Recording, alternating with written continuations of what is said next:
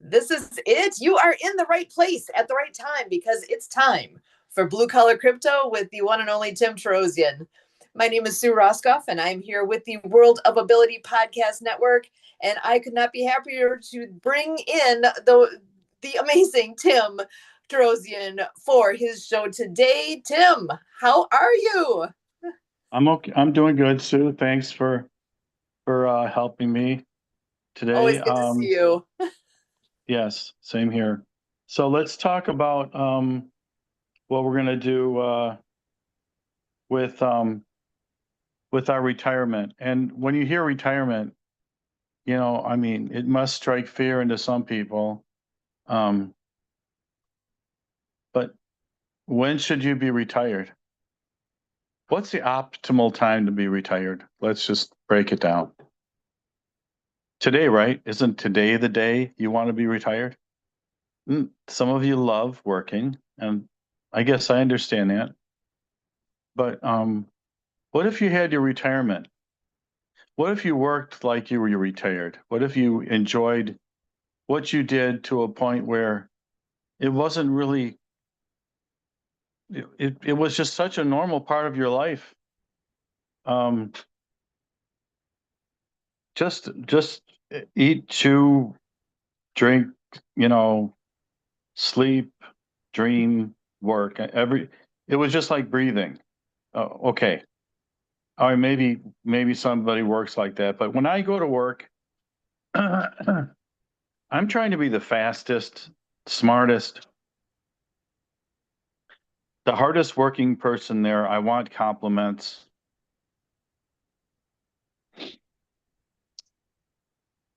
And do I get them right? Okay. So am I still on the screen here? Yeah, we're just bringing in our Everybody know? friend Jim Bannon. He is all about what you're Oh, doing hi, on the show, Jim. Tim, and he wants to jump in and Yeah. talk about the ideal time to retire. So keep going, Tim, and fill Jim in on what you're doing. Okay. He'll converse with you. Okay. Well, let me stay on my subject as long as somebody can decipher what I'm trying to get at here. And I am trying to professorially trying to get at a subject here. But you hear retirement bandied around a lot, and it's like, and I just get the feeling that, oh, hey, you've got 500,000 in your retirement account. Why don't you send it over to us and we'll give you some more. We'll give you a better deal. And I'm like, no, I mean, hey, I'm doing okay. Got my 401k, my Roth self-directed account. I got my pension or whatever it is these days, or you know, and these are the money merchants. And maybe they have an annuity. They give you a higher rate of interest. So every month you get more money than you would under regular, whatever your plan is. They'll give you a better deal. So, and then, sometimes with the blue collar person, they're like, yeah, Social Security is junk, it's terrible or whatever. They're not on it yet, but they have the impression that it's a ripoff. And I'm like, okay, what's your other plan? If it's not Social Security, what's your plan? Because you're not going to have work years your entire life, possibly. Um, so what's your plan for having enough money to live on? I mean, is it any different now when you're 40 than if you're 65? Probably not. If you can't make it work now, why are you waiting till you're 65 to make it work? Okay, well, I do have the gift of gab. Um, but I think I made the point. If you're waiting for retirement, well, that time, who knows when that time is going to come? When are you done working? Is it your choice, or did your boss tell you, well, we're going to retire you? So what can you do? What can you do to make this idea work? Like the idea that you don't have to go into a job, or you're responsible for your own bills. You're responsible for your own health insurance. Oh boy, are we getting scared? You know, at 65, you can get Medicare. What are you going to do till then? Okay, how are you going to, get enough health insurance so you don't necessarily have to go in anywhere? You can maybe buy your own health insurance. Okay. There's more options today, I really do believe, than there used to be. And I don't know what your political stripe is, but I think the health insurance industry is going to improve. I'm an optimist. And for those of you don't have the bright, cheery outlook that I do, I respect that too. I'm probably a little bit too optimistic. So what can you do? Social Security probably gives you 3%. Can you do better than that with your retirement money? Can you grow it higher than a 3% number? I'm just taking a lucky stab, but you can figure it out. What have you put in? They probably can tell you at the Social Security office how much money you put in real dollars. And if you stop right now, how much you would get when at your retirement age. For me, it's 62, but for younger people, they've upped that retirement age to 65. So they'll tell you exactly how much you're going to get if today you stopped working. That's all they can do.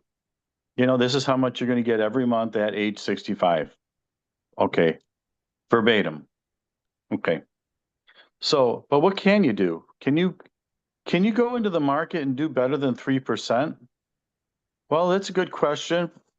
I know one of my bank accounts, I mean, do I even have one? I mean, it's 0.1% interest.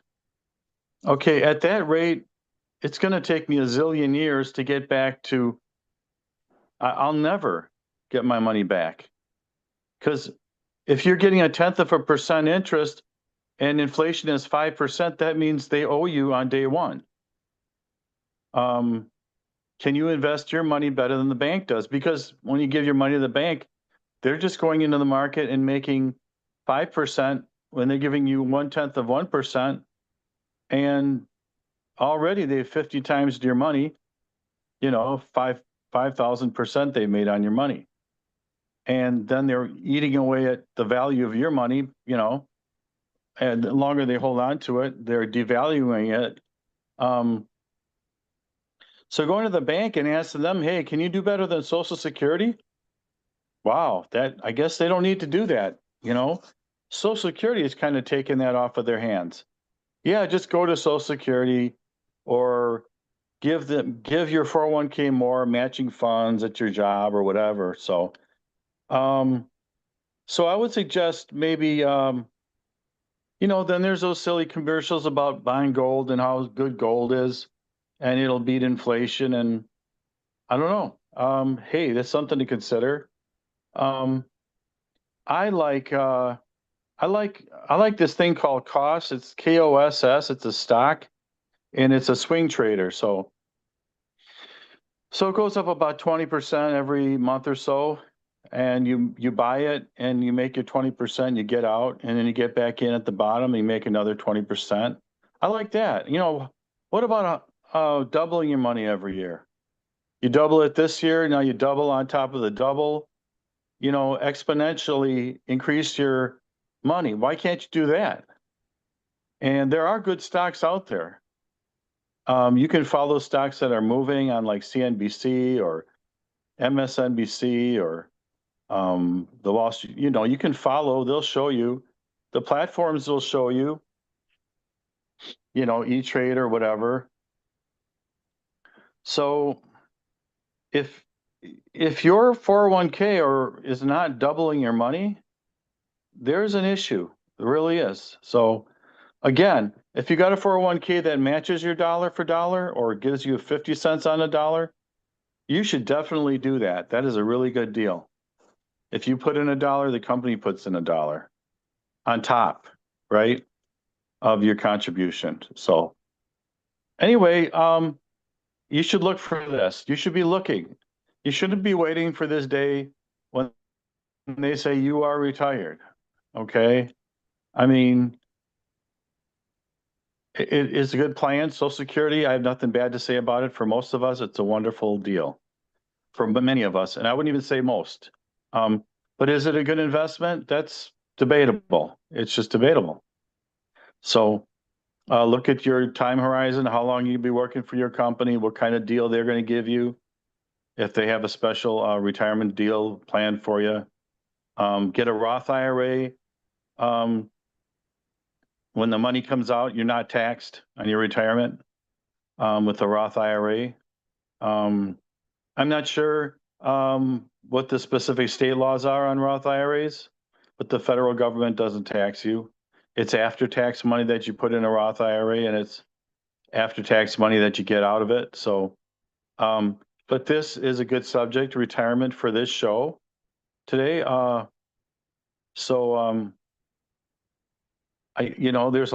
There's sometimes there's more questions than answers, but you want to reverse that. You want more answers now. And I don't know what age you are. I mean, the stock market is still really decent. So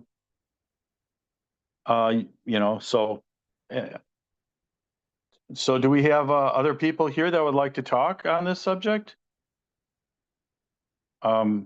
Jim? Well, you're asking the wrong guy. I had 1.3 million, a $300,000 house that went up to 500, a 30-foot motorhome, a $36,000 motorcycle, and I'm now 76, and I'm about 75 grand in the hole. Okay.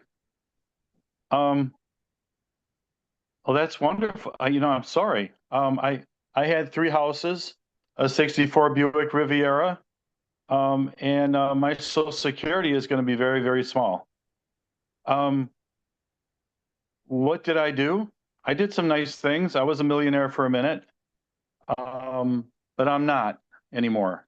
And I can understand at least the feeling. How's that? And so I like real estate too. I mean, I think I owe the IRS some money, not much. But unforeseen circumstances is what it sounds like. You didn't plan it that way, right, Jim? Well, I sort of did. I work for General Electric, so I should have had, everything by the neck. And when I was 32, I became the 3rd largest light bulb manufacturer in the world. So we brought communist capital into the U.S. to form a U.S. corporation. So I had the country of Hungary on my board. And I never really thought about, not having money to spend.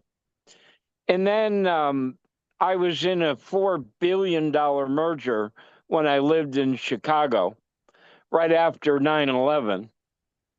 And I was on the top of the world one moment, and the next day I was the most famous unemployed guy in Chicago. And I spent 9 years trying to find gainful employment. And we went out and raised $14 million with Martha Stewart in NASCAR. And in 2004, the company was in Elgin, Illinois, was called Interactive Facebook TV. And we taught this kid, Zuckerberg, how to take his kids and cats social media platform and make them the #1 advertising company in the world. So that worked out pretty good. But by the time I was 62, I said, that's it. We got to retire. My wife sold my house on the river in a garage sale. And if you know, each state has 2 senators. In Illinois had this guy named Obama something. And we also had another girl. And here I am laying down linoleum in my, or not linoleum, but 12 by 12 vinyl tile in my kitchen. And in walks the other senator because her girlfriend bought my house and bought my boat. So I was going to be homeless. 5 days later, I'm out in the desert. And then it got really interesting. So it's been a real wild ride. And I'm not complaining because I was on a stage in Newport Beach this year and presented to 500 VCs. And I've got a $5 million stock request out there. I had 2 multi-billion-dollar hedge fund managers ready to support me. And one of them just died, I found out. And then my friend from back in McHenry, Illinois, who was about 15 years younger than me, just died. My daughter died and is buried overlooking Pikes Peak. But because I had this idea back in 2010, I've been pursuing a dream for 15 years. And very shortly, I'll probably be in a position that I'll never have to think about money again. And let me tell you what I learned from my chief technology officer. He asked me a question I never thought about. He said, what is the maximum amount of money that you'd ever want to make? And I took a few days actually calculating that. And I came up with a number. After I hire my chairman and my vice chairman, the number is 750,000. So I said, what are you going to do with the rest of it? Well, I'm going to pay it to my board of directors, make all of them millionaires.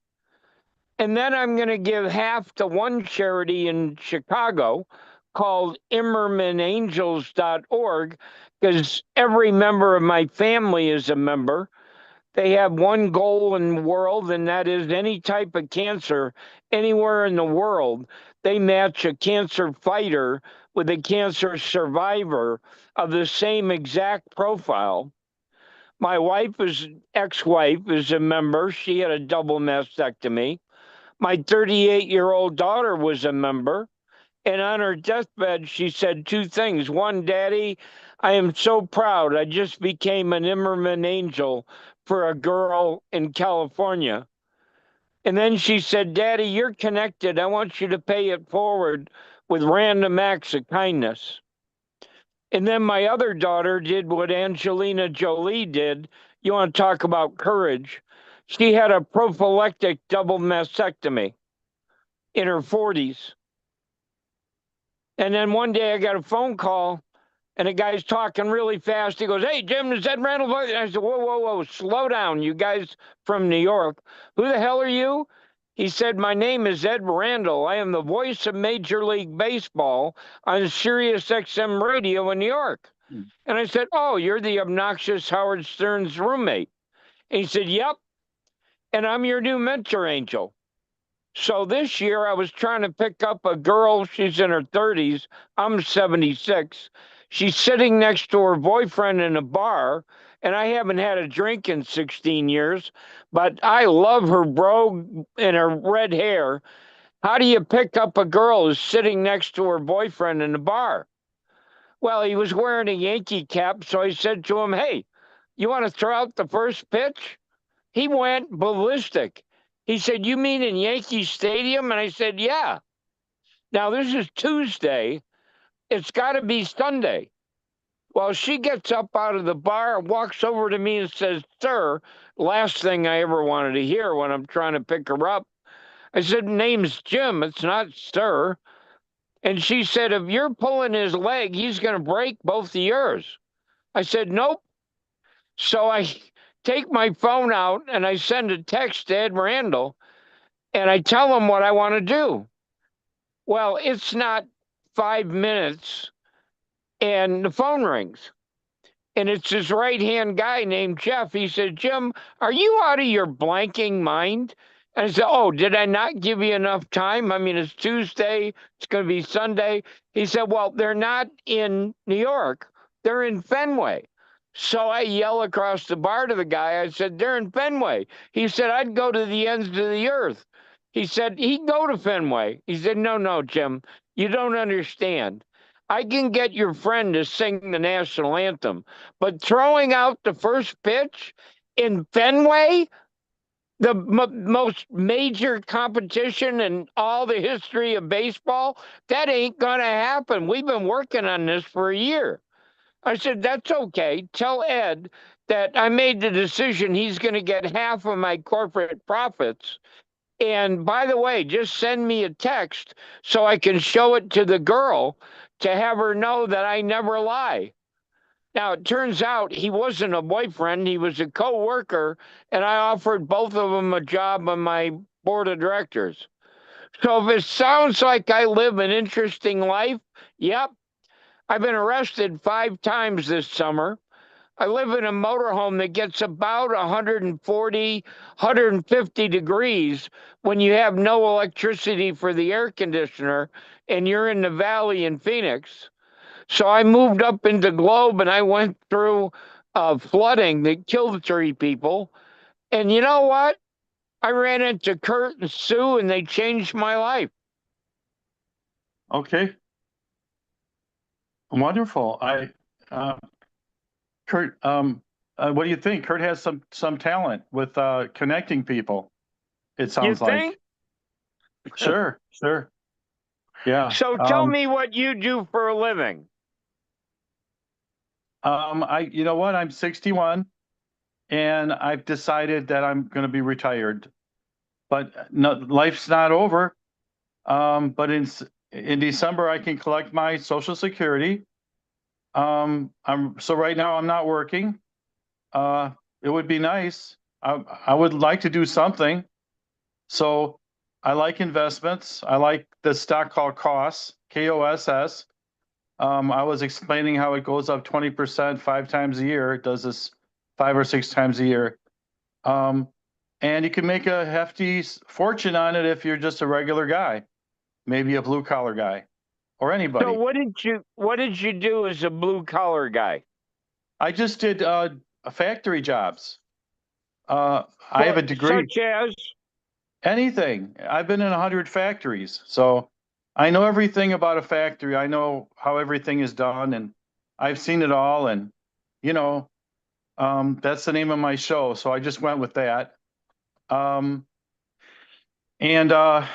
see. I went to school, and that's about it. Really, here I am. I've been doing this podcast for about 7 years. Wow. Were you a union guy? No. Just a grunt. I was just temp for hire. That's all it is. Yeah.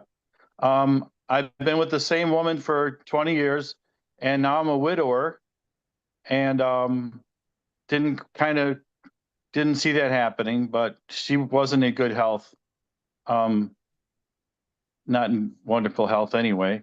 So I'm a widower, and I live in the Madison area, really good economy here, but I'm not wealthy at all.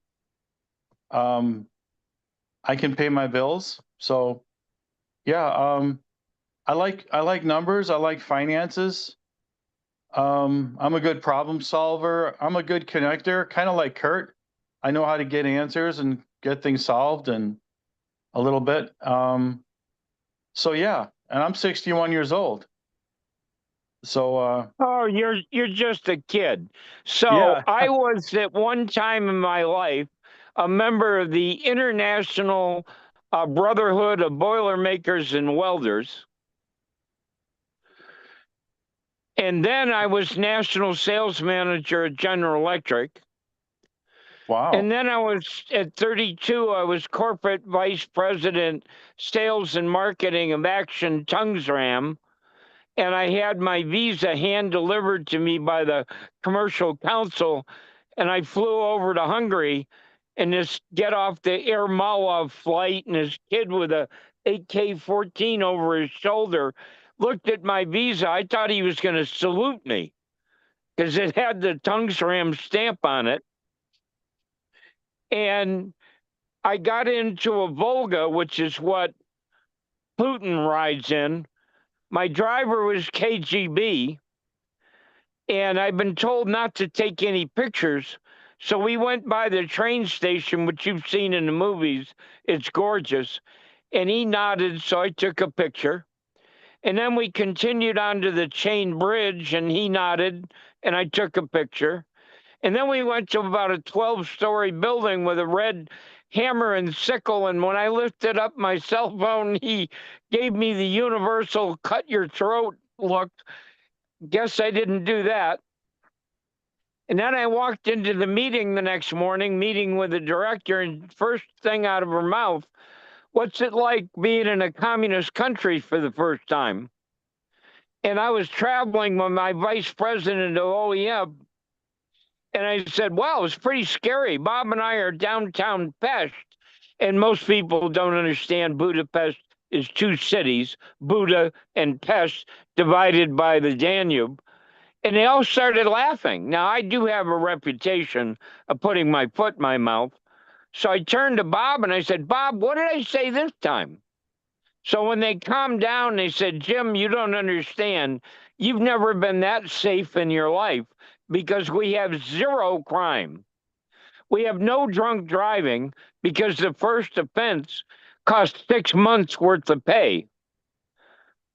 Now imagine us going to your country.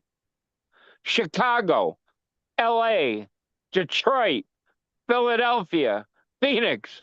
Now, I'm not pitching communism, don't get me wrong, but I did go 15 miles from the Russian border to look at my glass plant because it was the second largest in the world.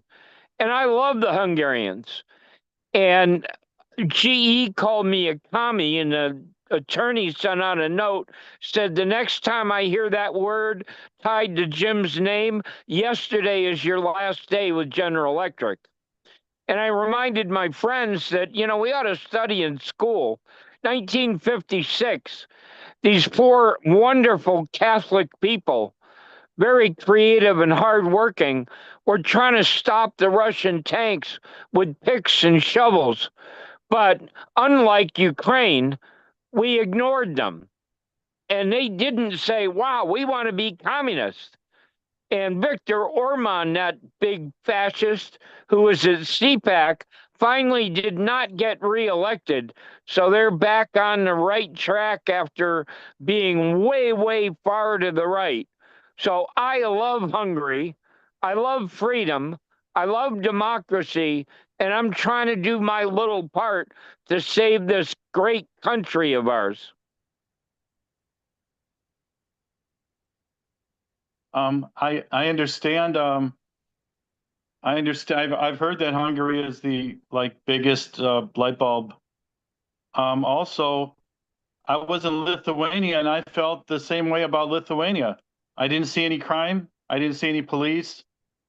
It was a very safe place. And I think a lot of those countries are like that. Now that the euro, is taking over Europe, we have more stability because of that. Now, I learned a lesson. You know, we didn't have the internet at the time. So I was telexing, and the guy that was my contact who I had dinner with, I said, are you a card-carrying communist? He said, yeah. I said, let me see. And it looked just like my passport. It was just red. Well, before he had his current job, he was the commercial counsel in United Arab Emirates. I said, wow, that means not only light bulbs, but nuclear weapons, right? He goes, yeah. So I'm having dinner with his drop-dead gorgeous wife, and she loved it in Dubai, and her English is as bad as my Hungarian, which is non-existent. So she tried to describe a TV show, and it took me a while, but I figured she was talking about Dallas. So I thought I'd be a nice guy. As you know, in Europe, whenever you meet somebody, you always bring a small gift, right? And then you hand them the business card with two hands. There's a whole ritual involved. And if you break that, man, you're peeing in your mess kit. So I decided I'd be a nice guy. I'd send her a gift. Well, one day the telex just blows up and it's Ferenc Rejua. He says, "Don't you ever do that again." He said, "What?" He said, "Well, you sent that VHS tape and we have sensors in the building and we don't have VHS, so they had to convert it. And what you don't know is that pornography minimum jail sentence is a year." And he said, so they converted it and realized what it was. They kept a copy and everybody laughed. And I said, "Well, Ferenc, if you ever try to increase my price, I'm going to send you Debbie Does Dallas." Well, I tell everybody we are the freest nation on the earth, but you and I pretty much agree that it's not necessarily always true. So, we have a lot of violence in America. And sometimes a good, strong government is a good thing, you know. But you can look Well, at it on a case-by-case basis. see, I You know? watched the January 6th hearings. I will not ask you whether you did, but my I didn't. survey says less than 10% of Americans watch the most important thing in their lifetime. I watched every minute. So if you know, there were 5 Republicans and 5 Democrats until the orange buffoon stuck his nose in there. It ended up being only 2 Republicans, Liz Cheney, who most people know, and Adam Kinzinger, who virtually anybody outside of Illinois did not know.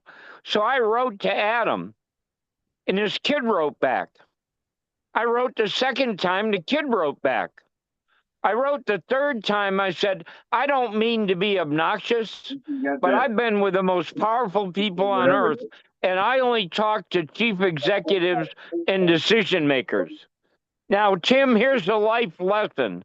If you got to eat crow, it goes down a whole lot better with ketchup.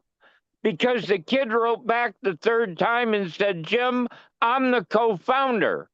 So now I got to take my foot out of my mouth, pour the ketchup on it, eat the crow, and start begging." Well, he was a good guy, and we agreed to some things. I would never give his name, so I'll call him name redacted. I would never share his email.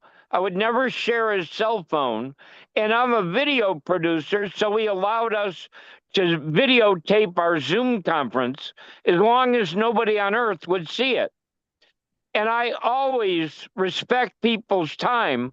So I tell them that at the end of our conversation, whether it goes for 2 minutes or in the case of my hiring my chairman, 3 days, I'm going to ask you to rate me on a 10 scale in terms of your return on investment of your precious time invested. And he gave me a 7.5. So I said, "Can we do the second Zoom?" He said, "Yes." And I introduced my magic cube and I said, "This is going to be our last meeting because I'm going to try to save my marriage of 44 years. And he said, "Well, we can save democracy without you, but only you can save your marriage." Well, I couldn't. So I'm in both feet. I am on 3 committees with countryfirst.com. And we are trying to save democracy. We are the only nonpartisan candidate training program in the world. 300,000 members strong. We're a 501(c) and 2 501(c)s. And we welcome Democrats, real Republicans, independents, and undecided. Everybody except the criminal MAGA. And it took me it took us 9 years to get Bannon in prison, which is my goal in 2015. And we need to get the orange buffoon in the cell right next to him. I agree. I'd like to join your organization. I don't even have to think about it. Yeah. I will send you an affiliate link so that you can be my honored guest. Oh, thank you. Yeah, of course. It's an honor. Yeah. I've been looking for this. I know exactly what I want. I'm like you. I know what I want when I want it. I know my mind's made up, and yeah. Yep. Now, here's the Absolutely. funny thing. I played a major role in getting Katie elected governor. And then I had lunch with both of the senators. And of course, everybody knows Mark Kelly. He was up for vice president, right? And the Republicans were dumb enough to invite me in a barbecue. That didn't turn out real well for them.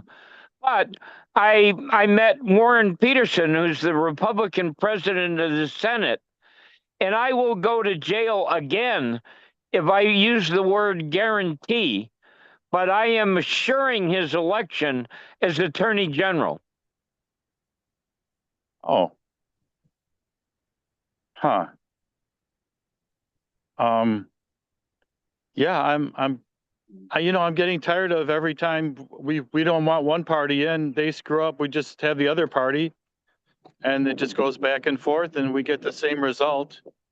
Sometimes with policy, with both parties. Well, in 2015, again, I live in the valley, so when it gets 100 degrees, it doesn't say stupid across my forehead. So I take my motorhome, I go up into the White Mountains where it's like 85. And I come back October 1. So in 2015, I came back October 1. I'm driving down the road toward my gated community, and I see lawn lice. Do you know what lawn lice is? No, I actually no. What is it? It's all those candidate signs in every intersection. Oh, okay. And there's a good-looking blonde there, and she's got a QR code in the lower right-hand corner of her sign. Do you know what a QR code is? Yeah, that's how you give money. Yeah, you I shoot it. love that. It means quick response. It was invented by a little family-owned company, actually a guy and a girl, called Toyota. And they licensed 5 companies in the world. And I happen to have the only license with my partner in all in North America. So I sent an email to this Kay Dixon, who is running for sheriff. And his kid writes back. I write the second time, the kid writes back. What is me and people writing back? So I send my third email. I said, damn, let's have lunch. So we met at the Firehouse Sub. I talked for 2 hours straight. The campaign manager never opened his mouth. And she said, oh, my God, you're the real deal. Would you run my campaign? I said, yep. And here's the rules. Number 1, I will never lie. Number 2, I'll never say anything negative. Number 3, you can fire me at any time. And number 4, it's going to be pro bono. And number 5, remember rule number 3. So what we did is we went out in a parking lot, and his name was Mark McDonald. He was the campaign manager. And he took out a cell phone as I was getting off my 3-wheel motorcycle. And we made a video called Caring Public Servant. It was seen by 300,000 people in 5 days. Because basically what I was saying is we don't need to D-candidate and we don't need to R-candidate. 64% of Americans want neither. What we need is a caring public servant. And then he walked across the parking lot, and there she was in a pickup truck with the signs in the back. And he says, is this a caring servant? She rolled down the window and said hello, and we just took over Facebook. Yeah. I agree. I guess the most things that most people agree is that the corporations have taken over our government, and then Congress is like, they're trying to fight for Congress, and we're surprised that they're even doing that at all. They're just laying down and letting the president do whatever he wants to do. Well, what is the most famous Supreme Court ruling, and who was the guy associated with it? That's a good question. You want the Everybody, answer? yeah, go ahead. Yeah. What is it? Citizens United, and it was Steve Bannon. Okay. Right. No, I've heard of So that. there's three things we got to do to fix this country. One, we got to add 2 to 3 more people to the Supreme Court. 2, we got to cancel Citizens United. 3, we got to put a 50% tax rate on all income over $1 million. And 4, we got to get back to making education the most important thing on earth. And then we'll have the country that you and I grew up in. Yeah, boy, it would be refreshing to have that. I don't know how we got to be such a free nation after dealing with Donald Trump. It's starting to be a memory now. He's got us all hoodwinked, especially those who don't understand government. I don't know how we got to be free in the first place. I don't understand sometimes how great our Constitution is, and how did it survive? And Well, I believe, yeah. I just produced the best video of my life, and it's all about the Second Amendment and Cambridge Analytica. I'd be glad to share it with you. It's 15 minutes long. I'd love to hear your critique. Sure. Thank you. Yeah. I do believe in our Constitution, like I said, and it's, hey, just follow the thing, Nobody else has this. And nobody else is smart enough to take our Constitution and use it because it's a good blueprint. Well, And, actually, have you ever heard the name Deming? Sure, there's a street here named Deming. What is it? All right. What does it mean? He was the American economist that went to Japan after World War II and made them one of the strongest economies in the world. Well, there's another guy named Farooq Kamalababa, and I was part of his organization. He was chairman of the California Economic Club, and he did the same thing in China. And what he's doing now, and I used to be in a private WhatsApp group with every leader in Africa, every single leader, and there were very limited people. I was invited by the president of Ghana to be a guest speaker. And he's going throughout Africa because that is going to be the powerhouse continent, probably after I go on the other side of the green grass. But they are definitely going to be where the economy is. Yeah, I can't agree. I can't disagree with that. Not at all. They have lots of resources. Most biggest resource is their brain. They're smart people, and I respect them, Well, and what surprised me, I formed a board of directors on April 2nd of 2024. I had 22 members show up, and I'm going to make every one of them a millionaire. That's my promise to them. And what Okay. surprised me, because they all own their own companies, Lee Cockrell from Disney, Mark Lamb was running for Senate, Eric Zuley, just a lot of really heavyweight guys and gals. And what surprised me in our 2-hour board formation, every single person had the same goal, and that was education. That's the answer to the world. Education, enlightenment, discernment. That's what we need, because God created all the wonderful things inside us. We just need the education and know how to implement it. Yeah, and we have the Constitution, and I'm, it's not perfect, but show me something else that's better. And it can't be copied. It can't be copied. Well, it actually doesn't... can, and that's one of the things that Kamala Baba's doing. He's bringing a democratic platform, a charter, Okay. and it's being signed off country by country by country in Africa. His success rate is like 80 to 90%. I'm glad he's doing that because, um, you know, what do they say about copying? It's the greatest form of flattery, and let's encourage that. I'm sure if Obama was president, he'd be encouraging it.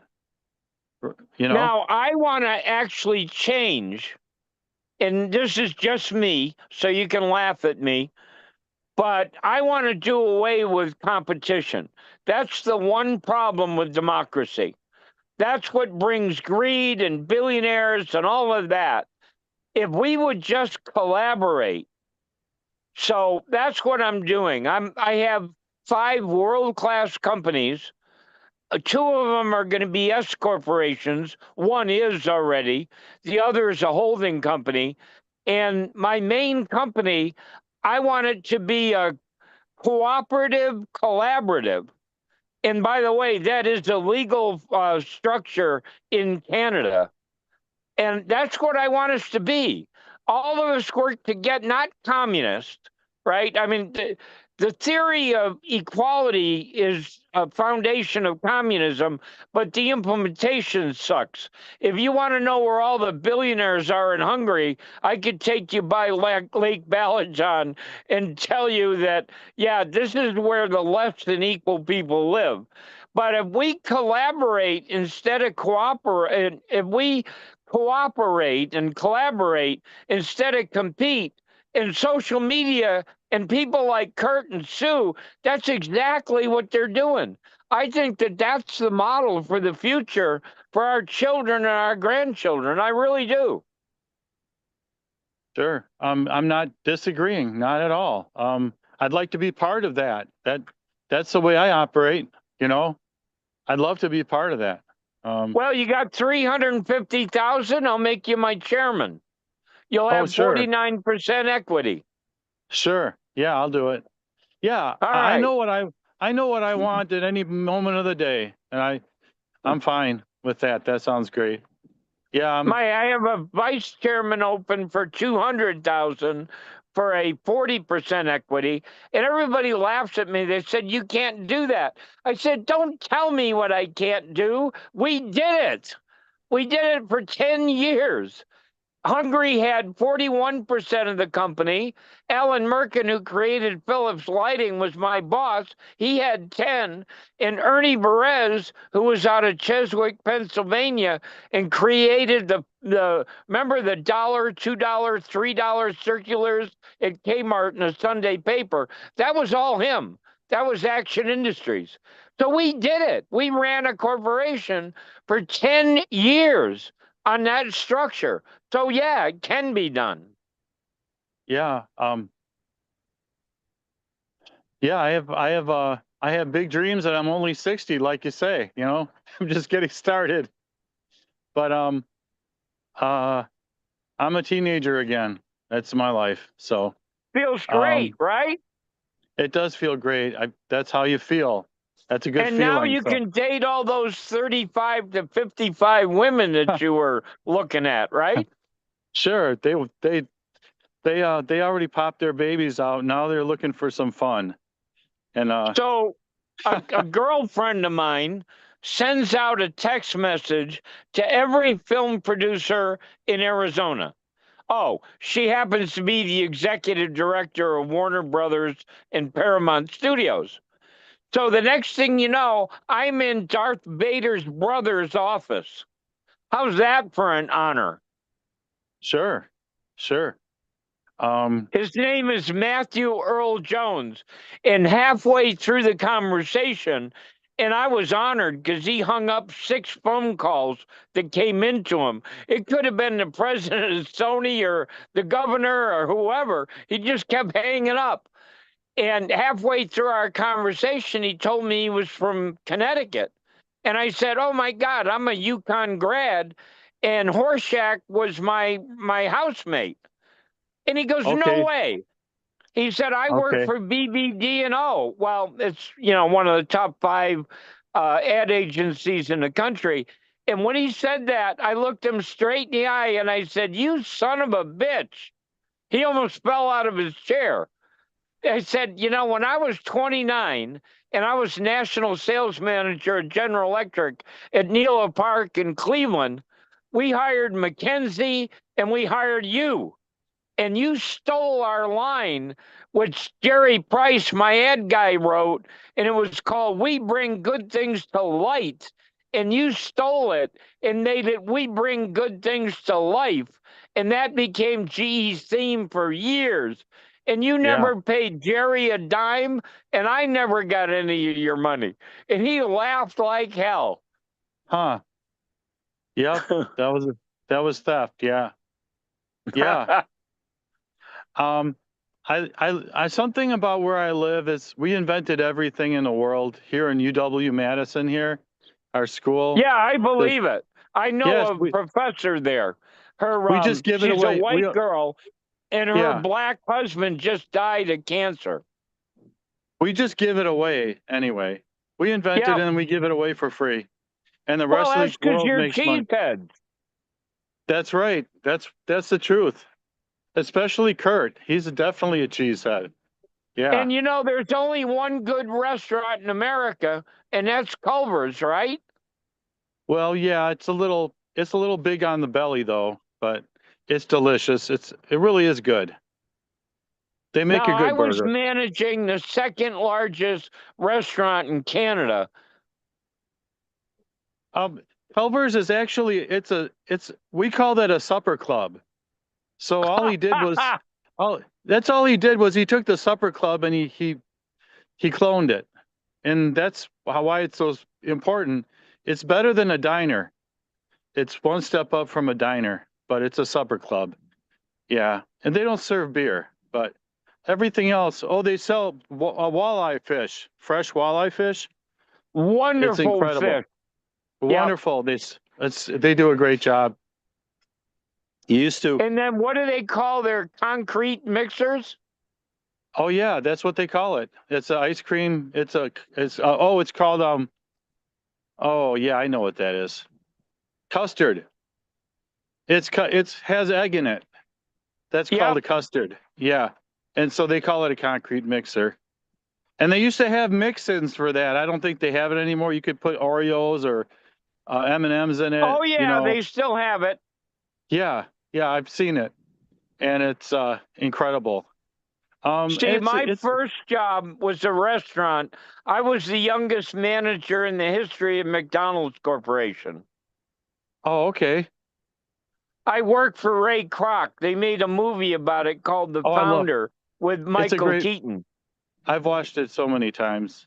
And you know the garbage scene? I think so. That was me. Okay. The garbage scene, yeah. I have seen it like 5 or 6 times or 10 times, yeah.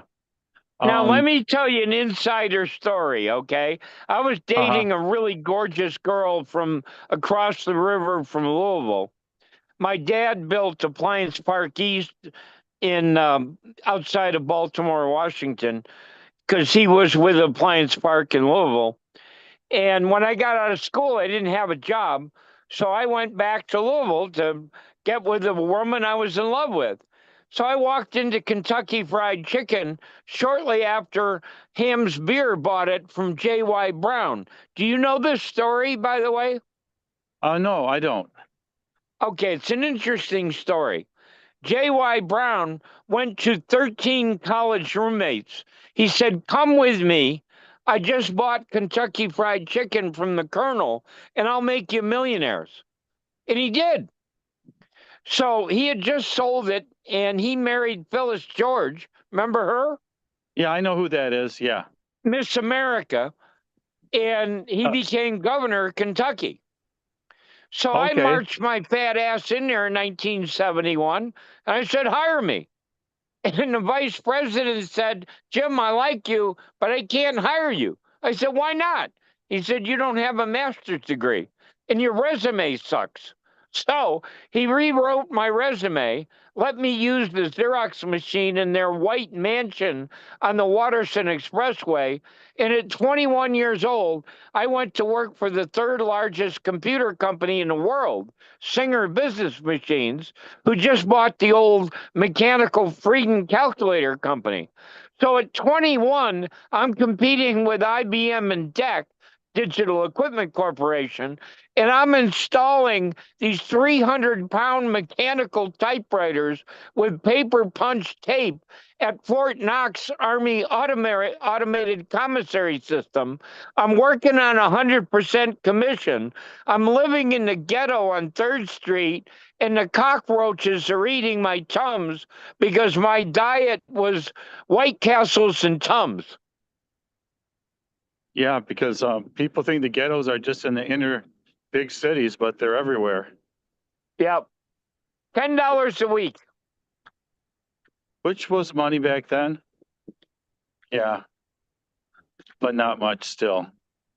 Yep. Yeah. Yeah. We have kind of a competition here in Dane County. And I think I developed a little bit of an anxiety complex because of it, a little bit. Because we're next to Epic company here, and they're like one-fifth of the entire United States economy is healthcare, and Epic is kind of cornering part of it. Really? And all they have is brainiacs here. You know, they have 12,000 employees at one company in the town that I live in. So the city is exploding. The city is booming. It's exploding because there's only 12,000 people in the city and 12,000 employees right next to it that are making 100. They're making 100 grand a piece, and they're all under 30 years old. And you think Wisconsin could figure out how to make a boom city, but we're still we still can't get it right. But like Scottsdale. Yeah, I lived in the fastest growing county in the United States, Pinell County. Okay. And I got an appointment with this girl because I testified in front of the Florence City Council, and she testified right behind me. So I made an appointment with her. And as I'm getting ready to have the appointment, because she kept saying no, no, no. And finally, I talked her into 30 minutes. So I walked into her office and I said, I was thinking on the way over, have we ever met before? She goes, no. And I said, are you a member of Pinell Partnership? She said, yes. I said, man, you're the woman who shut me down a year ago. But she is the most powerful woman in all of Arizona because she controls more land in Pinell County. She's the one behind the new huge battery plant, and she still won't go out with me. Our lady's the most powerful person in Wisconsin. She owns Epic. It's when you look at your doctor's screen, she invented all that stuff, all the computer. Oh, yeah. records. Okay. She's the most powerful person in Wisconsin, probably. Yep. As far as, next to the governor, maybe, or the speaker of the assembly, and she's, everything we want in this town, she'll buy it. I think so we have the best high school in the state and number ones, and yet we're still a small town, but yeah, I'm in a boom area. I like being in it, but it seems like there's a lot of anxiety here. It seems like I can't keep up. I'm a little bit older and, Well, I'm used to. let me tell you how you keep up, okay? Yeah. You never forget modesty, ever. Okay. You work in a soup kitchen. You work at a food bank. You volunteer. You never let anybody know what you do for a living. You just be a grunt. When I worked in a soup kitchen, I washed dishes. I wanted to be on the front line serving, but no, I needed the humility. Now, do you know who Jensen Wang is? No, sounds Chinese. A computer Do you company. Do you know who NVIDIA is? Yes. He's the founder. Do you know what he brags about? His humility and modesty.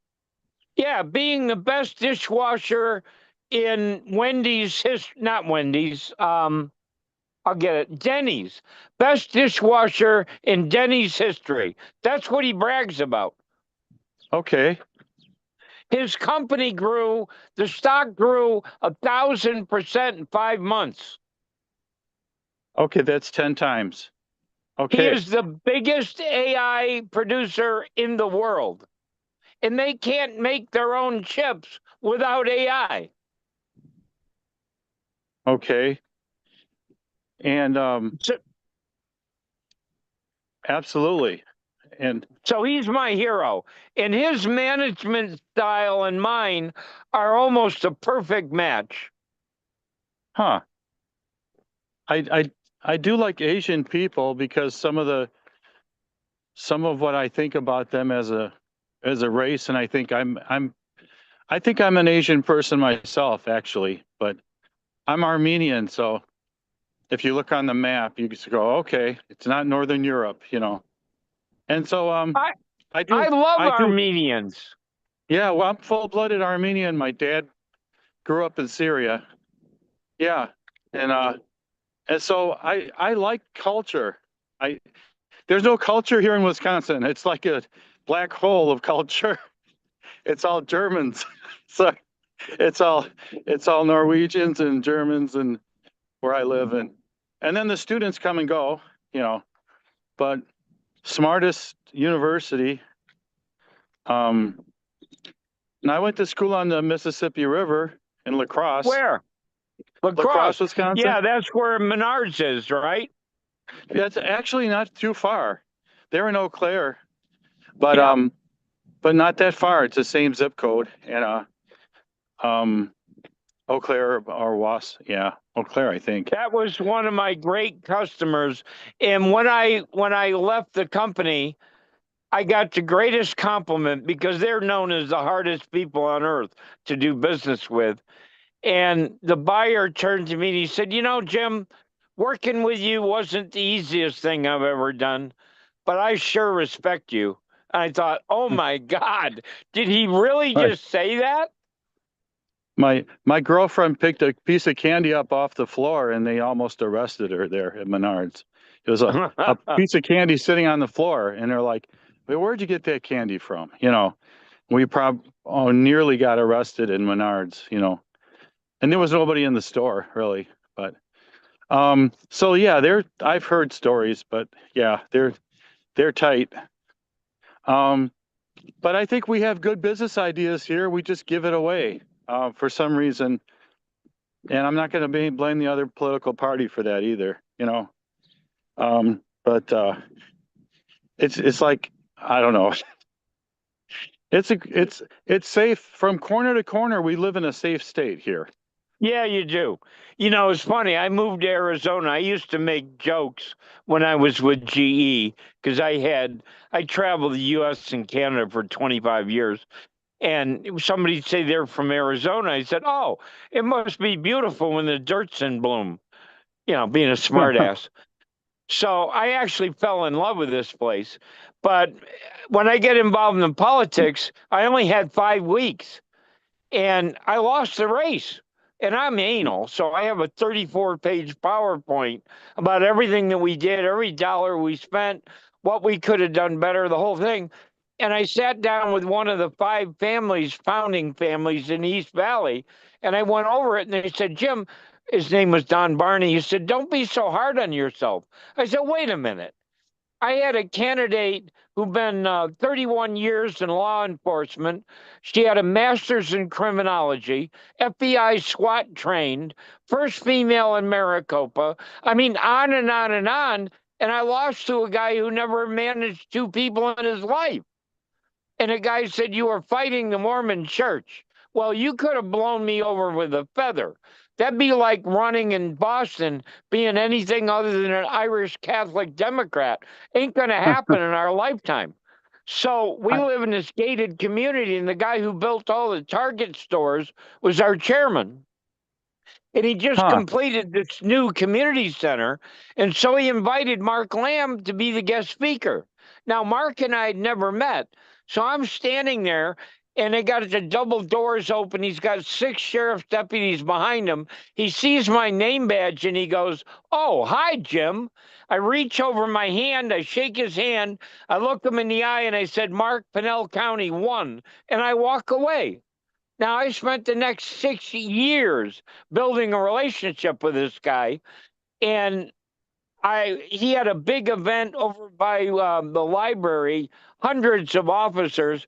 I grab him, he's a big guy, and I take him and stick his nose in the brick wall, and I pointed at his chest and I said, "You and I differ on a lot of things, but we both just lost our children. Nobody can understand that pain. So why don't we bury the hatchet? Let me run your Senate race," which I was. And then I sent him a picture of me in his jail with my orange outfit. He went nuts. And then I sent him an email and I said, "Mark, you're going to find I make a much better friend than an adversary. If you don't separate yourself from that criminal, nobody on earth can get you elected to the Senate." And I hit send. It wasn't 90 seconds later, and my cell phone goes off, and he goes, "I'm not your adversary." I said, "Well, but you just made the worst decision of your life. You're going to be unemployed. Thank God you got the 3 TV shows, because I'm going to take my world-class communication tools and put it behind Ruben Gallego. Guess who our new senator is? And guess who's unemployed?" I think Gallego is a new senator. You I've think? I heard the name, yeah, before, yeah. Yeah, So we're joking in the office calling him Mr. President. is he that powerful? Oh, yeah. So anyway, I spent 76 days in jail in Gila County. That's a $10 million lawsuit. So I go up to Payson, where the sheriff's office is. I spent 4 days trying to get an appointment with him. While I was there, I walked into Republican headquarters. They had never knew who I was. They do now. And one of the guys who I hit it off with, because his gorgeous wife was a congresswoman, he and I are talking motorcycles, and then he tells me who he's married to, and he says, "Your boy is going to get colored." I said, "What are you talking about?" He said, "Haven't you watched the news?" I said, "No, I've been in jail." He said, "Well, Ruben told Eric Swalwell to drop out of the governor's race in California."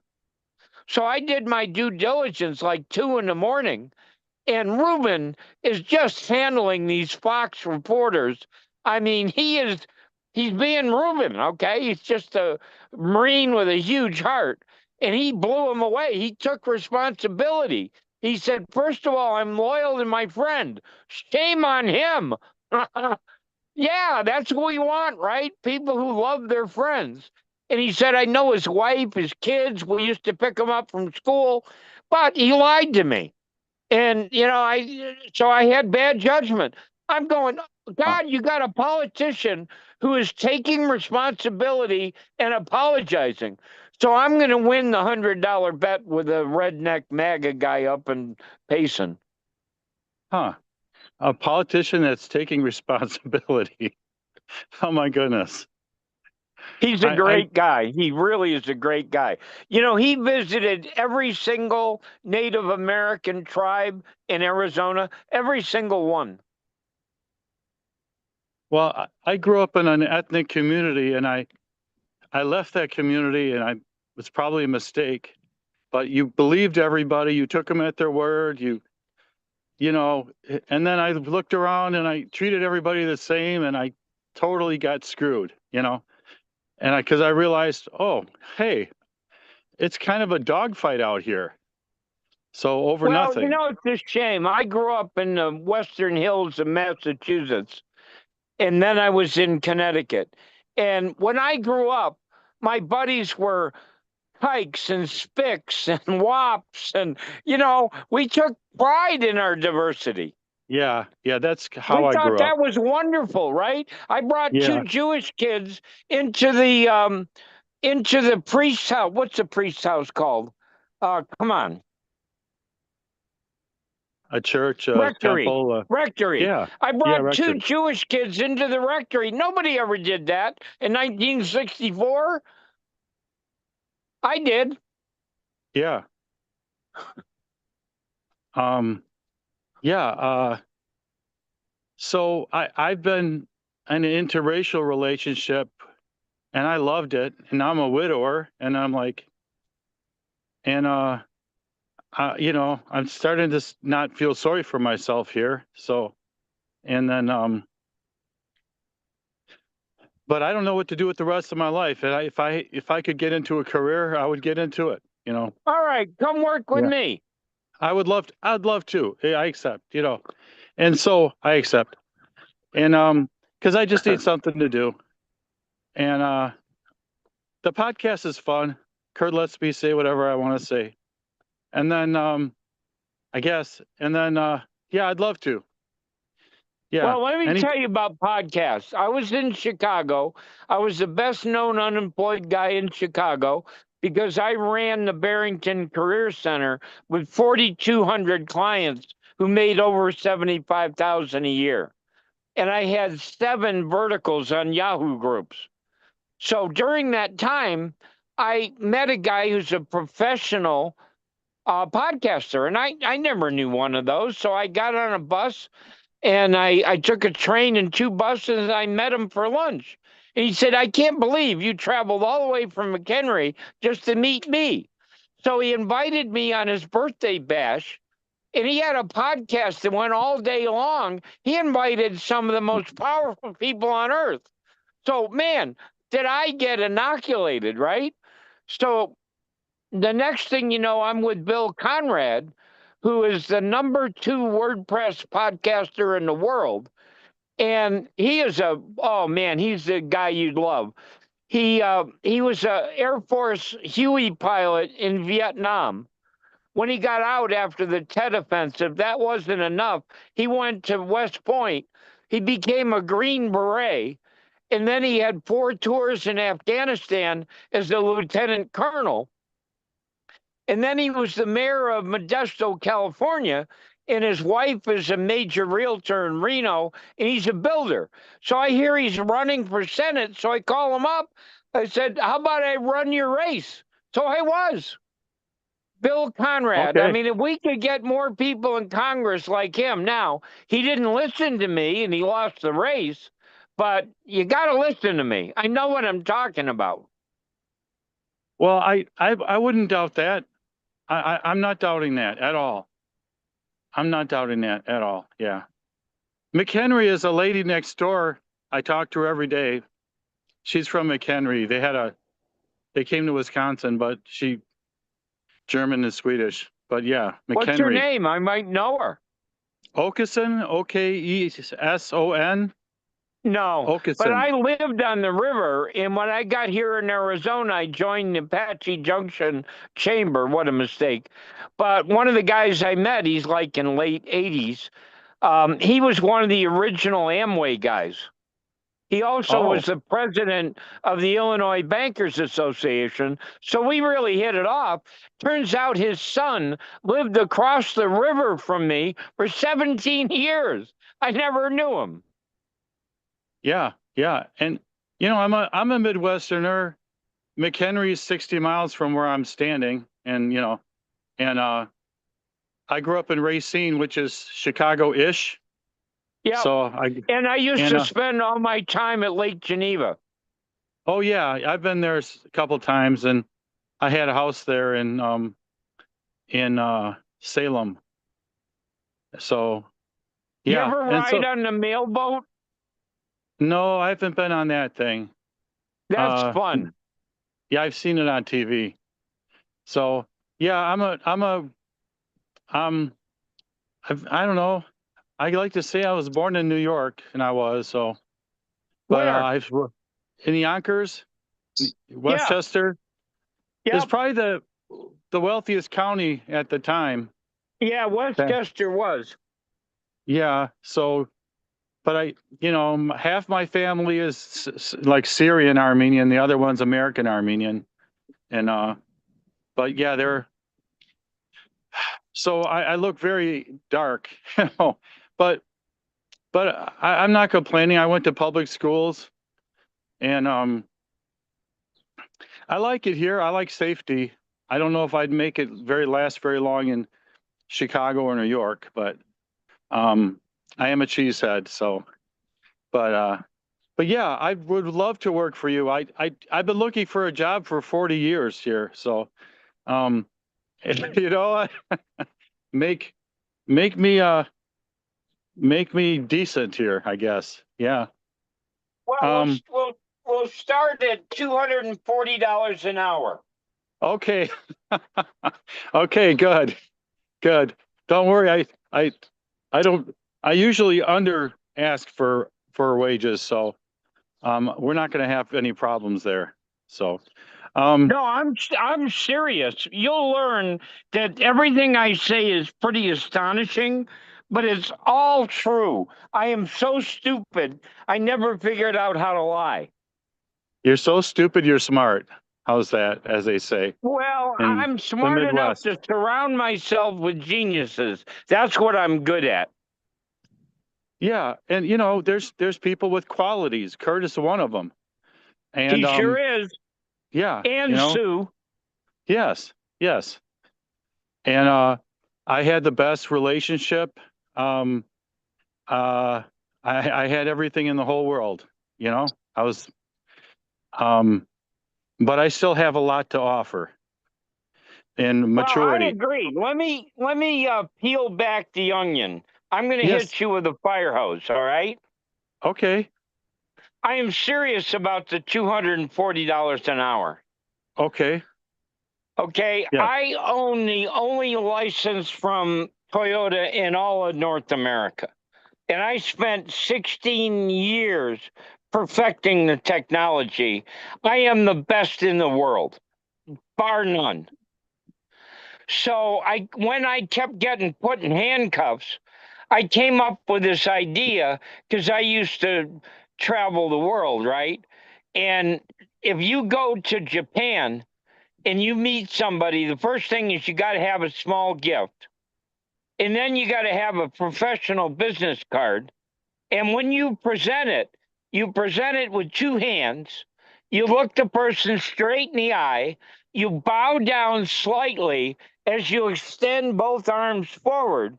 And they put two hands on the card, look you in the eye, bow, take the card back, and then read it with reverence. They don't just stick it in their pocket. Well, let's change that with the cops who keep putting me in handcuffs. They walk up to me and their name badge has got a first initial dot last name. Does that shout out to me that his goal on earth is to be my friend for life? I don't think so. Well, it does now. Oh. Because I invented a program called hashtag, the letter B, the word loving, that's the trademark, and it's followed with the phrase, my friend is a cop. And I'll send you the video. But what I'm going to do is change every name badge. It'll be a 4-inch by 4-inch name badge with a call to action symbol, which is a QR code on steroids. It's my patented or trademarked product. And the top line will have the full name, John Schmidt. It'll have his title, sergeant or officer. And Miami Police Department is my first client. So when he pulls me over, I just take out my smartphone and I scan it right off of his chest. And it brings me to his webpage, not the Miami Police Department page, his webpage. Okay. And it's got 6 parts. The top is a graphic. Just think of like a header graphic on Facebook. It could be nothing or it could be a video, but 99% I do the graphic. Then the next one is his identification. Think of a Facebook profile. So it's his picture, his title, that's AB. Then C is a video, which I'll talk about in a minute, because this landing page is called the Movies, MOVS, Mobile Optimized Video Site. Okay, so it's got a video. Then it's got the body. And then below the body, it's got all these icons. So I could text him by pressing a button. I could email him by pressing a button. I could do GPS by pressing a button. All of this functionality is right there. And then below that is social media icons, which I would like to be his, but I don't smoke ganja. They are going to be the Miami Police Department.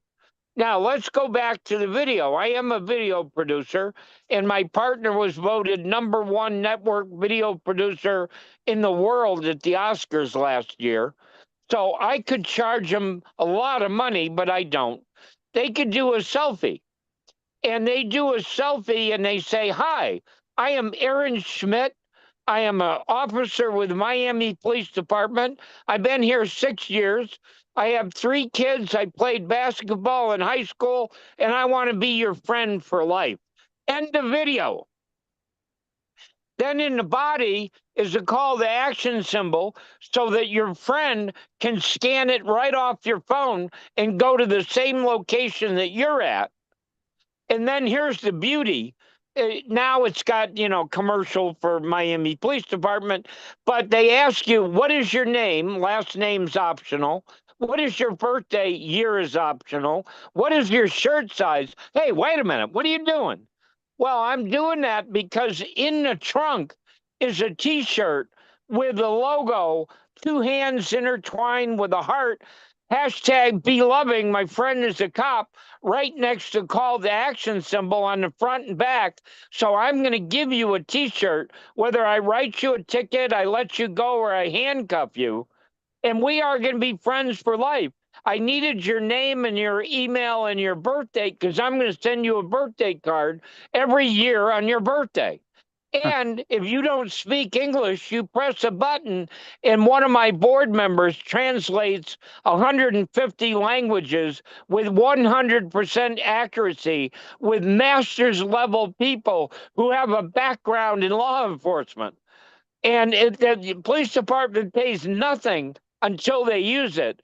And everything syncs up with a body cam. And I am signing contracts with police departments here. It's going viral. That's why I need you. I had Mesa call me Friday in Walmart. If they sign my contract after a 10-officer pilot, it's a $188,000 contract. I need to build 832 websites as fast as possible. Now, I can teach you how to do it in less than 2 hours. And then when you go into production, you'll be taking a template and just making minor changes. You change Bob to Bill and Betty to Dawn, and you just customize it for that officer. And if you can't do 4 an hour, I'll eat my hat. Thus, it's $60 a website, $240 an hour. That's my offer. Okay. I think I can do that. Now, you ready for the next one? Sure. Yeah. All right. I went to California, and Walmart was the 4 o'clock speaker. I was the 5 o'clock, and Eric Zuley was the 6 o'clock, and Eric and I fell in love. But what I spent was $7,600 on an airfare ticket from China, and I air freighted. Do you know what a squeeze toy is? Sure. A stress reliever, right? Oh, yeah. Oh, yeah. Okay, I created a 4-inch stress reliever, and it's got 6 sides. So it's got 6 call to action symbols on it. Each time you scan one, you're in a 2-way interactive digital dialogue experience. And I sell them for $7.99. But it's 90 days lead time and minimum order for 1,000. So I wasn't writing many big orders. That's why I got involved in politics, because I wanted to get Rubin and we would have filled the Diamondback Stadium with 70,000 people. And instead of handing out the red MAGA hat, which would really piss him off because he's a Democrat, we would have handed out 70,000 Magic Cubes at $7.99 a piece. And people could scan it right in the stands. Then I take my fat ass out in the parking lot, and in less than 5 minutes, I change all 6 of those experiences. So there's your calendar of promotions, 72 events over the course of a year. I would guarantee, watch that word, I would assure his election. Well, he got elected without me, even though we're friends. I got invited to lunch by Mark Kelly, Ruben, and that's a whole nother story. So that's the Magic Cube. Well, when I was in jail, I said, how do I solve the lead time problem? And I happened to go into a Dollar General when I got out, and I bought a box of tissues, about the same size as the Magic Cube, 4-inch cube. So now I can go to, and I used to be a major private label supplier. So I actually talked to Dollar General and Walmart and Family Dollar, and I'm getting quotes from all of them to print my Magic Cube on those tissue boxes. And I'm calling it Magic Tissue. Now I pay like 80 cents. I can get lead time of 2 weeks. I can go to every restaurant in the country. I don't even have to make a sales pitch. I just give them the demonstration cube and I walk out. So I'll pay you 70% commission if you want to be with me on that program. Then finally, have you ever been in a chamber? A chamber is there's air in it, but it's inside.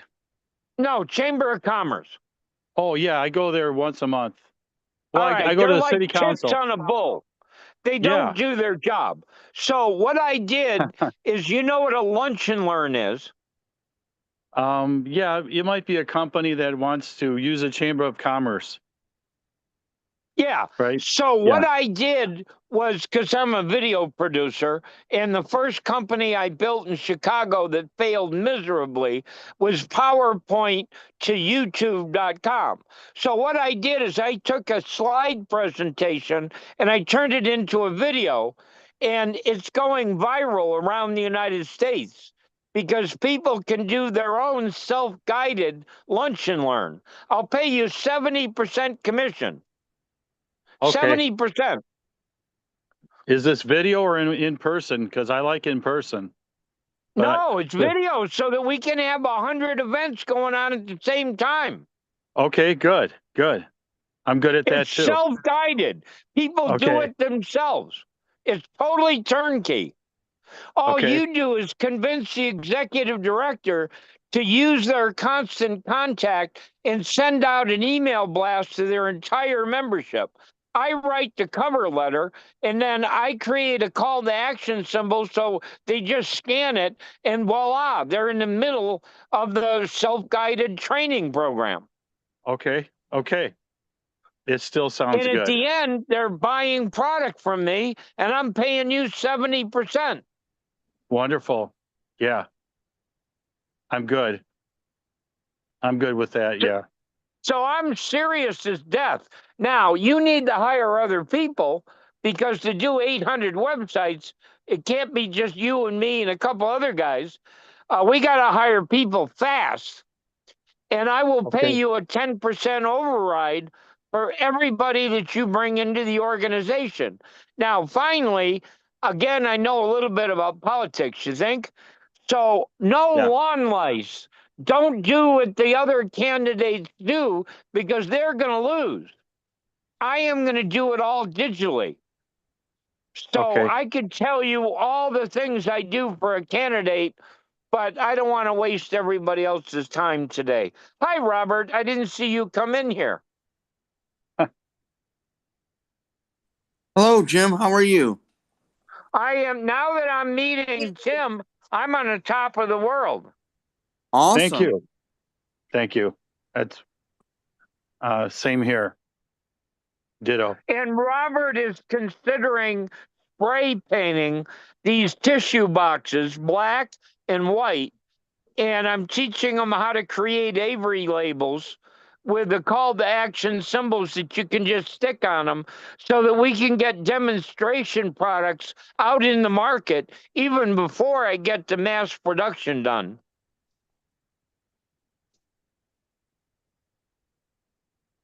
Okay, Robert. It's nice to meet you. Nice to meet you. Nice to meet you. So, Jim, I just want to let you know, I have made labels before. I've had a printing company before that I used Oh, really? to labels, business cards, all that stuff. But Good. that costs a lot of ink to use it all. So, yeah.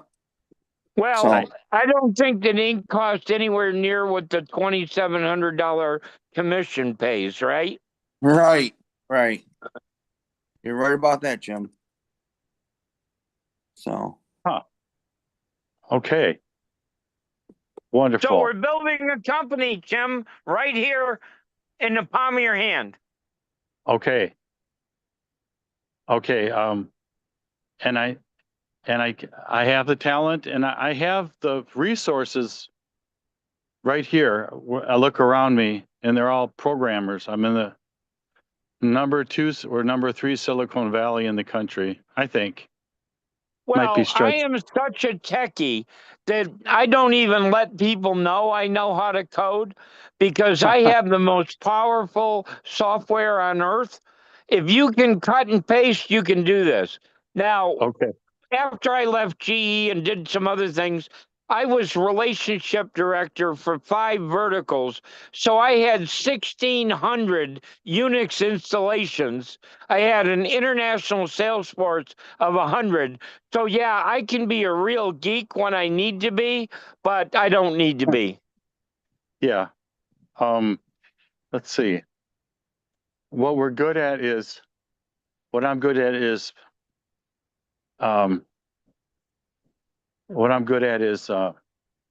cracking the code. How's that? Cracking the code. But you've already Building cracked the code. relationships, telling the truth. That's all we need. That's all I'm good at. I'm good at telling the truth and communicating and getting to the point super fast and those things. Yeah. Explaining things so people understand. That's what I'm good at. So I'll give Yeah. you my last story and I'll quit talking. I'm at Neela Park in Cleveland and it's like 6 o'clock at night. My boss comes in. He looks like shit. He leans on the door jamb and I said, "You look like shit." And he said, "We're going to make you national sales manager. Go see Ed." I thought, what? So I go down the hallway and I said, "Ed." He said, "You're our new sales manager. Here's your airplane ticket." I said, "What?" He said, "You're going to Chicago." I said, "Why?" He said, "Because you're going to receive the top industry award. And it's in the Hyatt across from the Wrigley building." So I Okay. fly to Chicago. I don't know a damn person. And I'm in the National Mass Retailing Institute, this huge ballroom, and the band's playing up on the stage. And I'm way in the back with 10 guys at a table. I don't know a person in the building. I've had the job for hours, right? So I'm talking to the guy to my left, and we're having a nice conversation. We're covering, 50 different topics. And then I see his name badge. So I said to him, "Jim." And right as I say this, the band stops playing. So my voice is loud and it carries. I got 10 people at the table. I said, "Hey, Jim, I see you're with TG&Y." Now, TG&Y was the 3rd largest discount chain. They were like 5 times the size of Walmart at the time. I said, "I see you're with TG&Y. What is it you do there?" All the people at the table start laughing up their sleeve. And Jim goes, "Well, Jim, you might say I kind of, oh, hell, I run the company." Now everybody cracks up. Again, take my foot out of my mouth. So without missing a beat, I turned to him and I said, "Do you like it?" And they went nuts. So now we go to McCormick Place. I got this big booth, and I got all these GE executives, and in comes this crowd, 6 guys behind Jim Nugent. And they walk up to our general manager who runs a $2 billion company. And they said, where can I find Jim Bannon? Well, they figure if he's looking for some slime like me, he can't be anybody important. So he ignores him and he points out into the booth. Well, Jim and his entourage come up, and I'm honored, right? And I said, Jim, let me introduce you to Mike Finn, our general manager.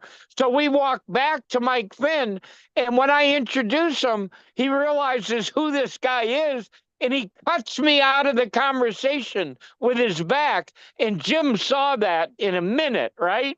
Mike Finn just buried himself. Now, they were the number 3 discounter in the entire industry. And I never did business with Jim. I did with his 2 senior vice presidents. They were my guests for 2 days at Nela Park. But, you know, he never went to a public function where he did not look me up and shake my hand. What an honor, right? That's a class leader. And that kind of leadership you don't find in Washington today. That sounds like me. I'm not trying to ingratiate myself, but that sounds like my personality. I'm looking in the phone book, I'm looking through the haystack for a needle. I'm looking for a person. I want to be with that person. I like their personality. Yeah, that's me. But then that's where I grew up, a little village. I grew up in a village. So the last story, it's about a year later. And Jack Shoemaker was the president of Kroger, which was my account when I was 21. And he tells a story at a convention, I'll let him tell it, about how he came to work for Sam, which is an interesting story. I'll tell you another time. But one day he calls me. I'm in Nela Park. And I said, hi, Jack. He said, I need a favor. I said, for you, anything, Jack. What do you need? He said, well, I've been nominated to be the president of the President's Roundtable at the NMRI, and therefore I have to fill it with guests. So I want you to bring the president of GE. And I said, Jack, why don't you give me something easy to do? Jesus, you want me to bring Jack Welch? He said, yeah. I said, all right, if I do it, and I can't guarantee it, I'll go to work on it. But if I do it, you're going to owe me. He said, anything. I said, all right, I want your entire executive team as my guest at Antoine's in New Orleans. He said, done. Well, I pulled it off. I didn't get Welch. I got Van Orden, the guy who sold GE appliances. And he flew in a Gulfstream 3, and he complained that I didn't have his brand of scotch in the red limo with the gorgeous girl that I had. What an asshole. But we go out to dinner, and Sam is just as gracious as can be. What a night for a 29-year-old, right? Right. Yeah. For you, right? So I know what real leaders look like, and they're called Gallego and Kelly and Hobbs and Mark Kelly and was... Adam Kinzinger and Ben Marsalis and Aaron Parnez and all of my friends. Greg Kirshner. Mark Kelly was on TV this morning. Really? Talking about loved him. Who doesn't love Mark Kelly? He's such a freedom fighter sort of person. He's got great morals, great ethics, great ideas. He's a great communicator for sure. Well, yeah, but he doesn't listen as well as he should. Mm-hmm. I had to criticize him to his campaign manager because what he didn't know is that I was running his campaign secretly in the background when I was running Katie for governor. And if you know anything about Arizona, we're a third. And the guy who was running the independent ticket was going to pull out of the race.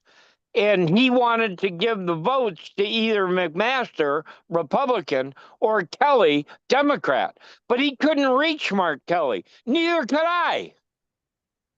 So because Mark is so popular, he won, but damn, all those votes swung over to McMaster, and my buddies with Country First are going, Jim, what the hell's going on in Arizona? I said, hey, I'm sorry. I can't even speak to Kelly. So when he invited me to lunch with like 50 people, that's one of the things that I said to his campaign manager. Don't you ever do that again. Geez, you had us scared. I agree with you about Mark Kelly not being a good listener. I agree.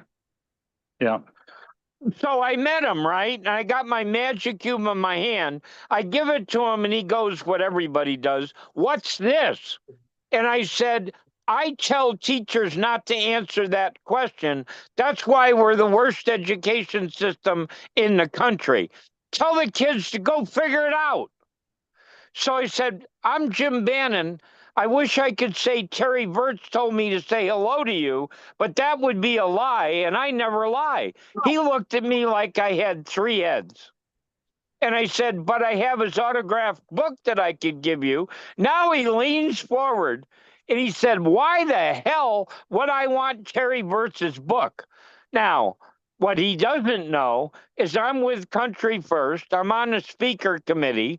I had Terry, who's the most famous astronaut of all times, as my guest for a fireside dinner. We drew 50,000 people that night. And therefore, I have his autographed book, How to Astronaut. Now, of course, I knew the 2 of them are asshole friends, and as well as Adam Kinzinger. And Terry had held the record until Boeing blew it, and Elon had to go up and get our crew. So that crew now holds the record. But prior to that, it was Terry. So while I'm having this short conversation that's not going well with Kelly, Ruben goes, hi, Jim. Well, you could have blown me away. And he said, we met in Payson, didn't we? And I'm really impressed because I'm a nothing and a nobody. So I turn to him and I go over in front of him. I give him a magic cube. And I look him in the eye and I say, I got to stop this. It'll put me in jail. I said, I guarantee you're going to Washington. And I said, do you remember the second time we met? And he goes, no. And I said, good. I'm the jerk who drove to Flagstaff for a Zoom meeting. Now he cracks up. He said, yeah, I do remember that. And I said, do you remember your advice? And he goes, no. And I said, good again, because you asked me why I wanted the worst job in America that pays nothing. Because Katie fired the entire Arizona-Mexico Border Commission, including Rusty Bauer, the president, the Republican president of the Senate, who told the truth at the January 6th committee meeting. And I have a pending nomination to be on that board, so I go to the meetings, and it's right. It's the worst job in America, and it pays absolutely nothing. So I got to finish the story.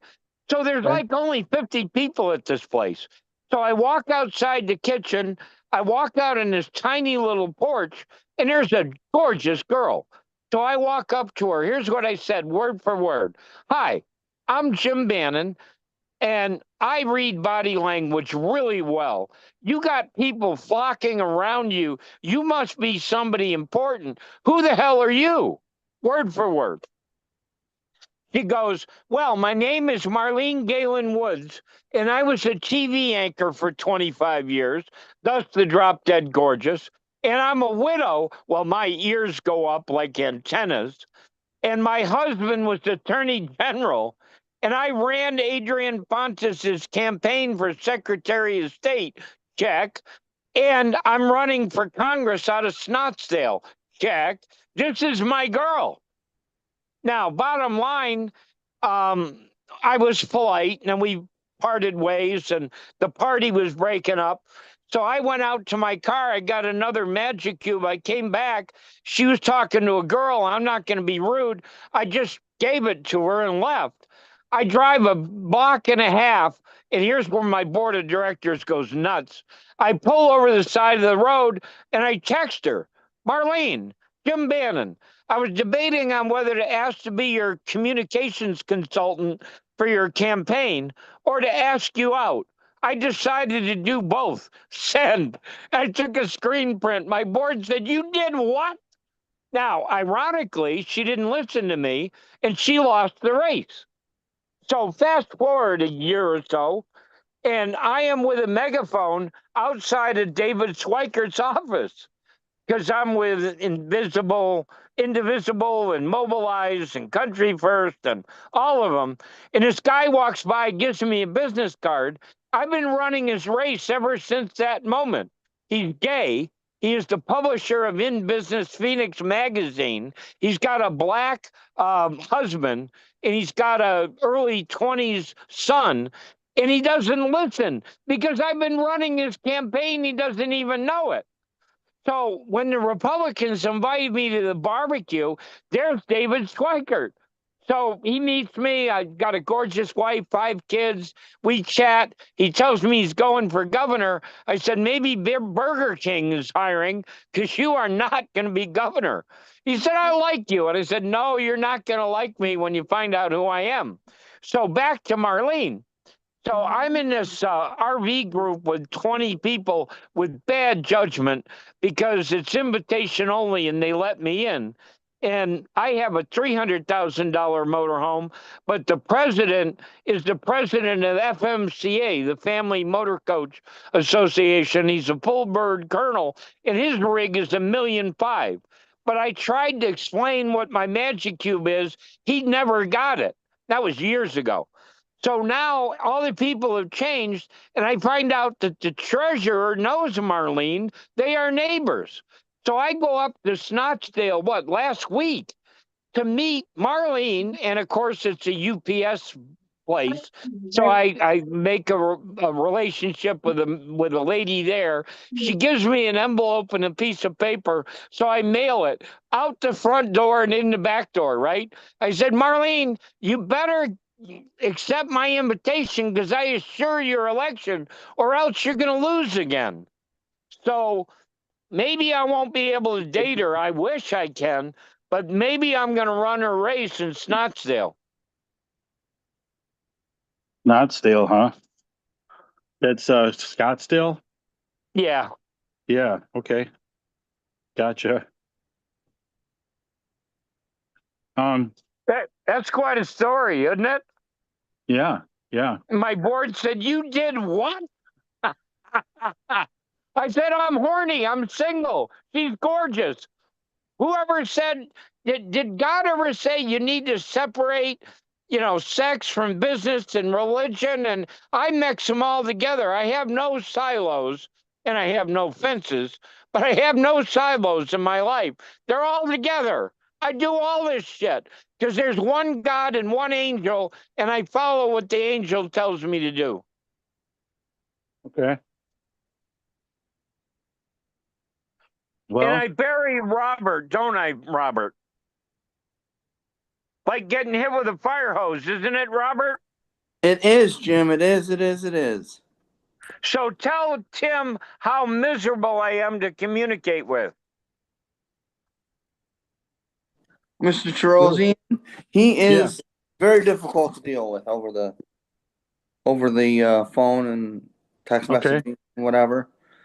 Okay. Well, I smile at the most. I get along with the people I can't stand, and I like you. You're okay, Jim, but I get along with people. So. Me too. Yeah, yep. So I smile and keep moving and keep talking and trying to move the ball forward. That's it's guys like us that are going to change the world, right? I hope so. Yeah. There was this guy named David, and he sort of changed the world after he used a slingshot. And then Paul was a murderer. He turned out okay. All we need is some leadership with people who have a heart and realize that the golden rule is not that difficult to follow, and just do everything to tell the truth. If you tell the truth, you can never get in trouble, ever. Yeah. They say there's like 7 personality types in the world. I think I got that off of a show.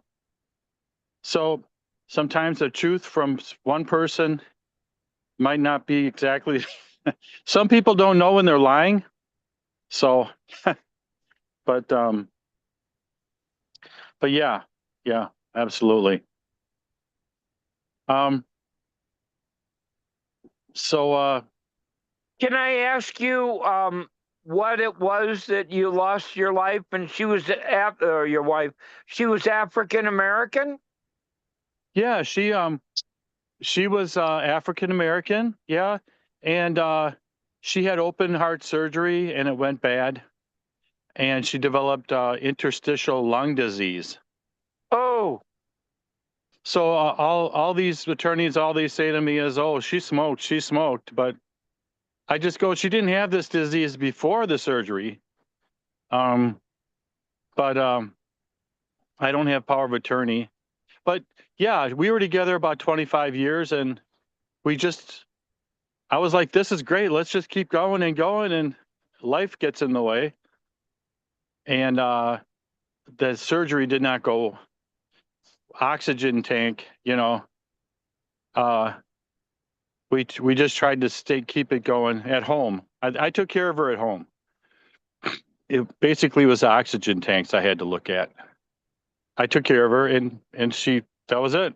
There was a day she said, "I can't take this anymore." I took her to the hospital, and they made a family decision. Her daughter did.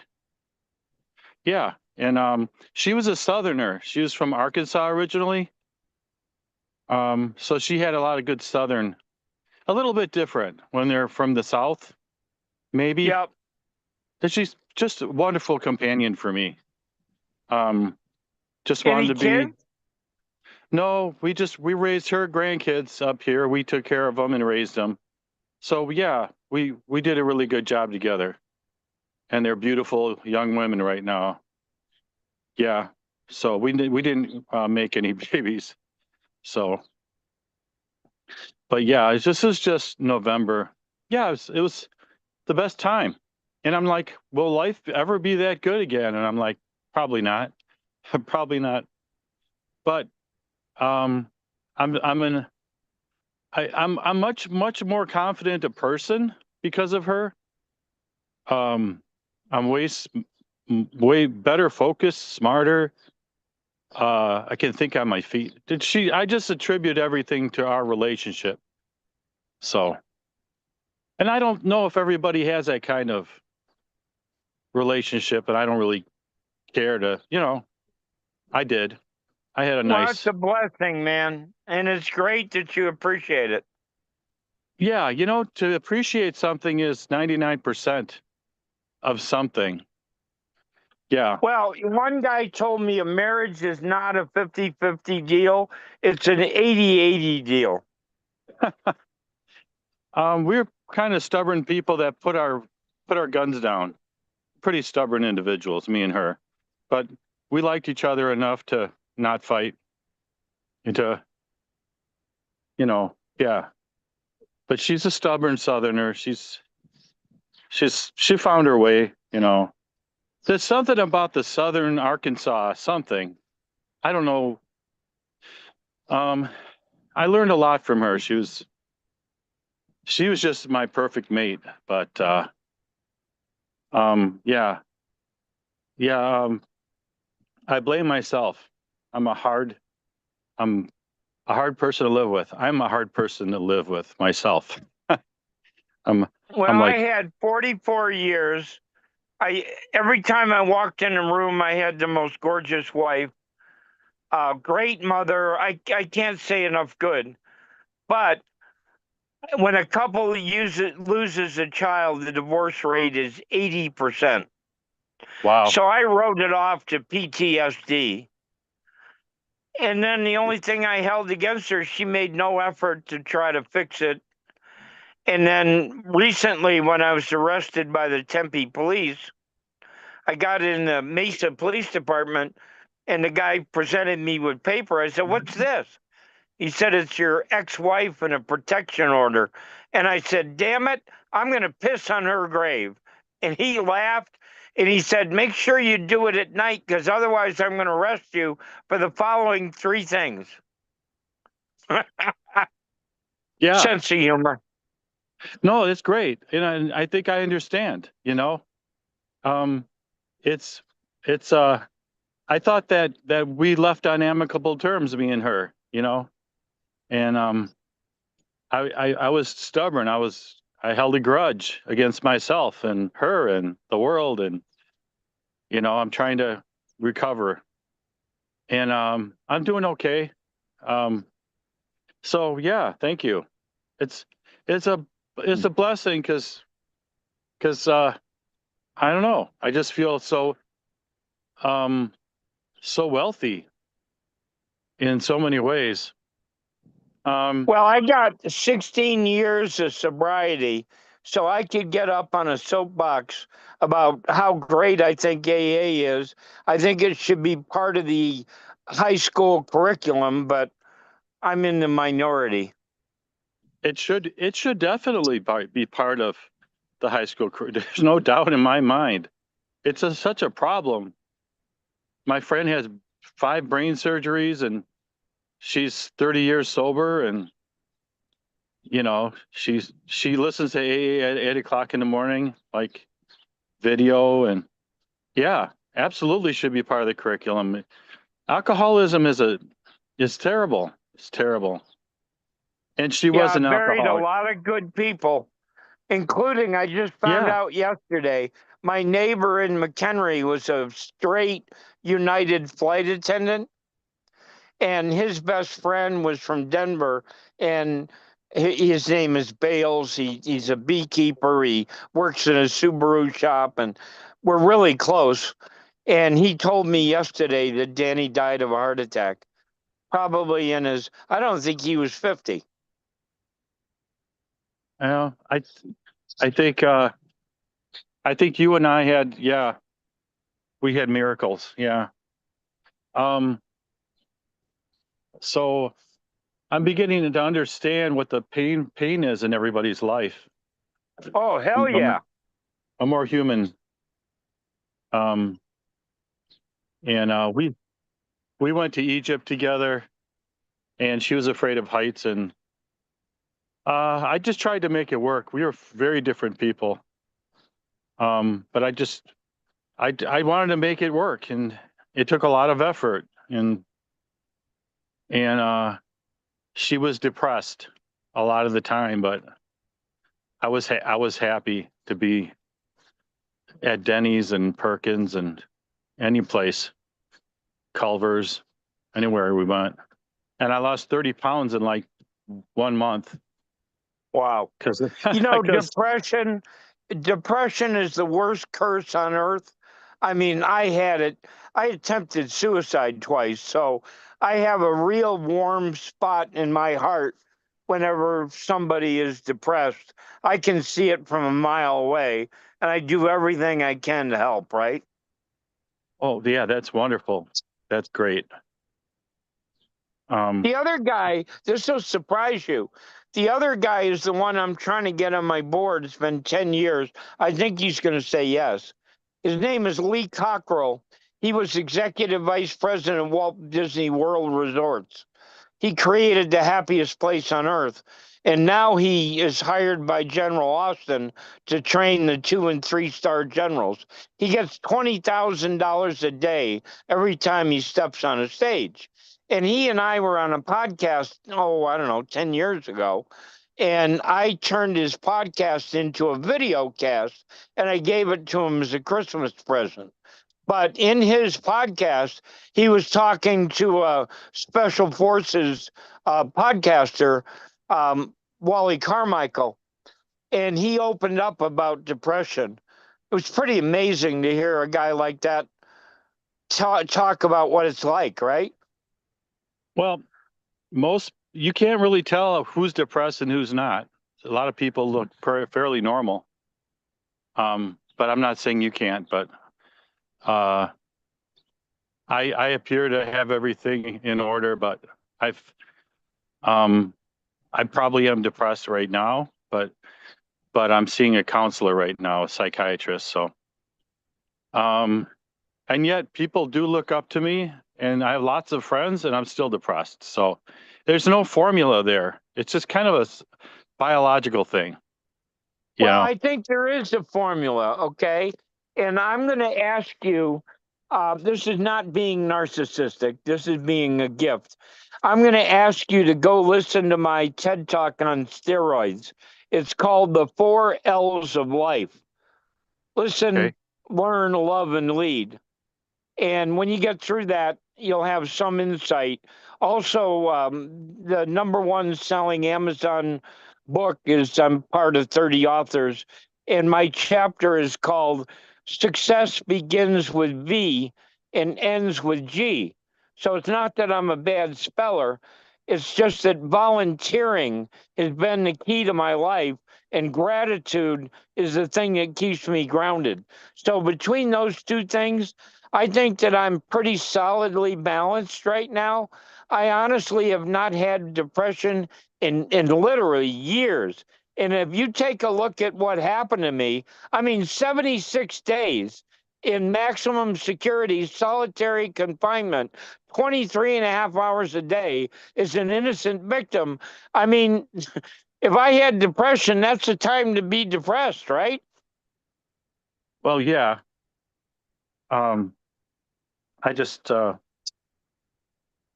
there's a lot of good people that are depressed. Yes, there are. And it has a lot to do with IQ, I really believe.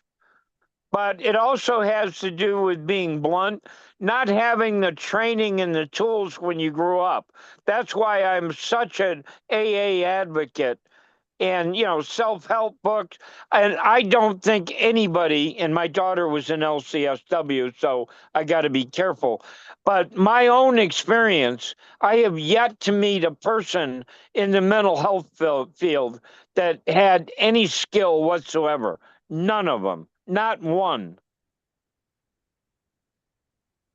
I personally think that the next horizon will be the mental health, emotional health horizon of America. That's the next big trend in this country. That will Yes, make us the greatest nation on earth. We're not there yet. We're not even yes. close. When we all have emotional health, we will be the greatest country in the world, and that's the next challenge. And that's where we're headed now, you know, because I'm not saying we're all crazy, but you know, we need more mental health for everybody.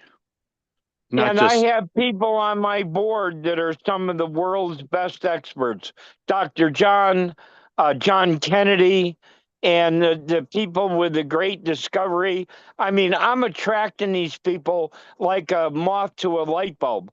They're just coming into my life. And Matthew Kelly, who was the best of all, but I wrote him off when the Catholic Church would not even talk to me when Lindsay was dying. I just told them you could take your Catholic Church and put it where the sun doesn't shine. no, that's funny. That's good. Well, it wasn't funny at the time because Ed Randall's best buddy is Cardinal Timothy Dolan. And if we had an American Pope, everybody would have bet that he would have been the guy. And then the guy I spent a lot of time with is Matthew Kelly. And if you ask anybody in the clergy, do you know Matthew Kelly? They'll go, of course. Well, my pastor and I had a $500,000 TV control room in a Catholic church and broadcast the mass throughout all of Chicagoland on Comcast Public TV. And Father Bob went to work for Matthew Kelly at dynamiccatholic.org.com. And neither of them would talk to me when Lindsay's dying. Yet the fastest growing church in America, Red Rocks out of Denver, the pastor left his son in the ICU room to come out to do Lindsay's service. So who do you think I put my strength behind?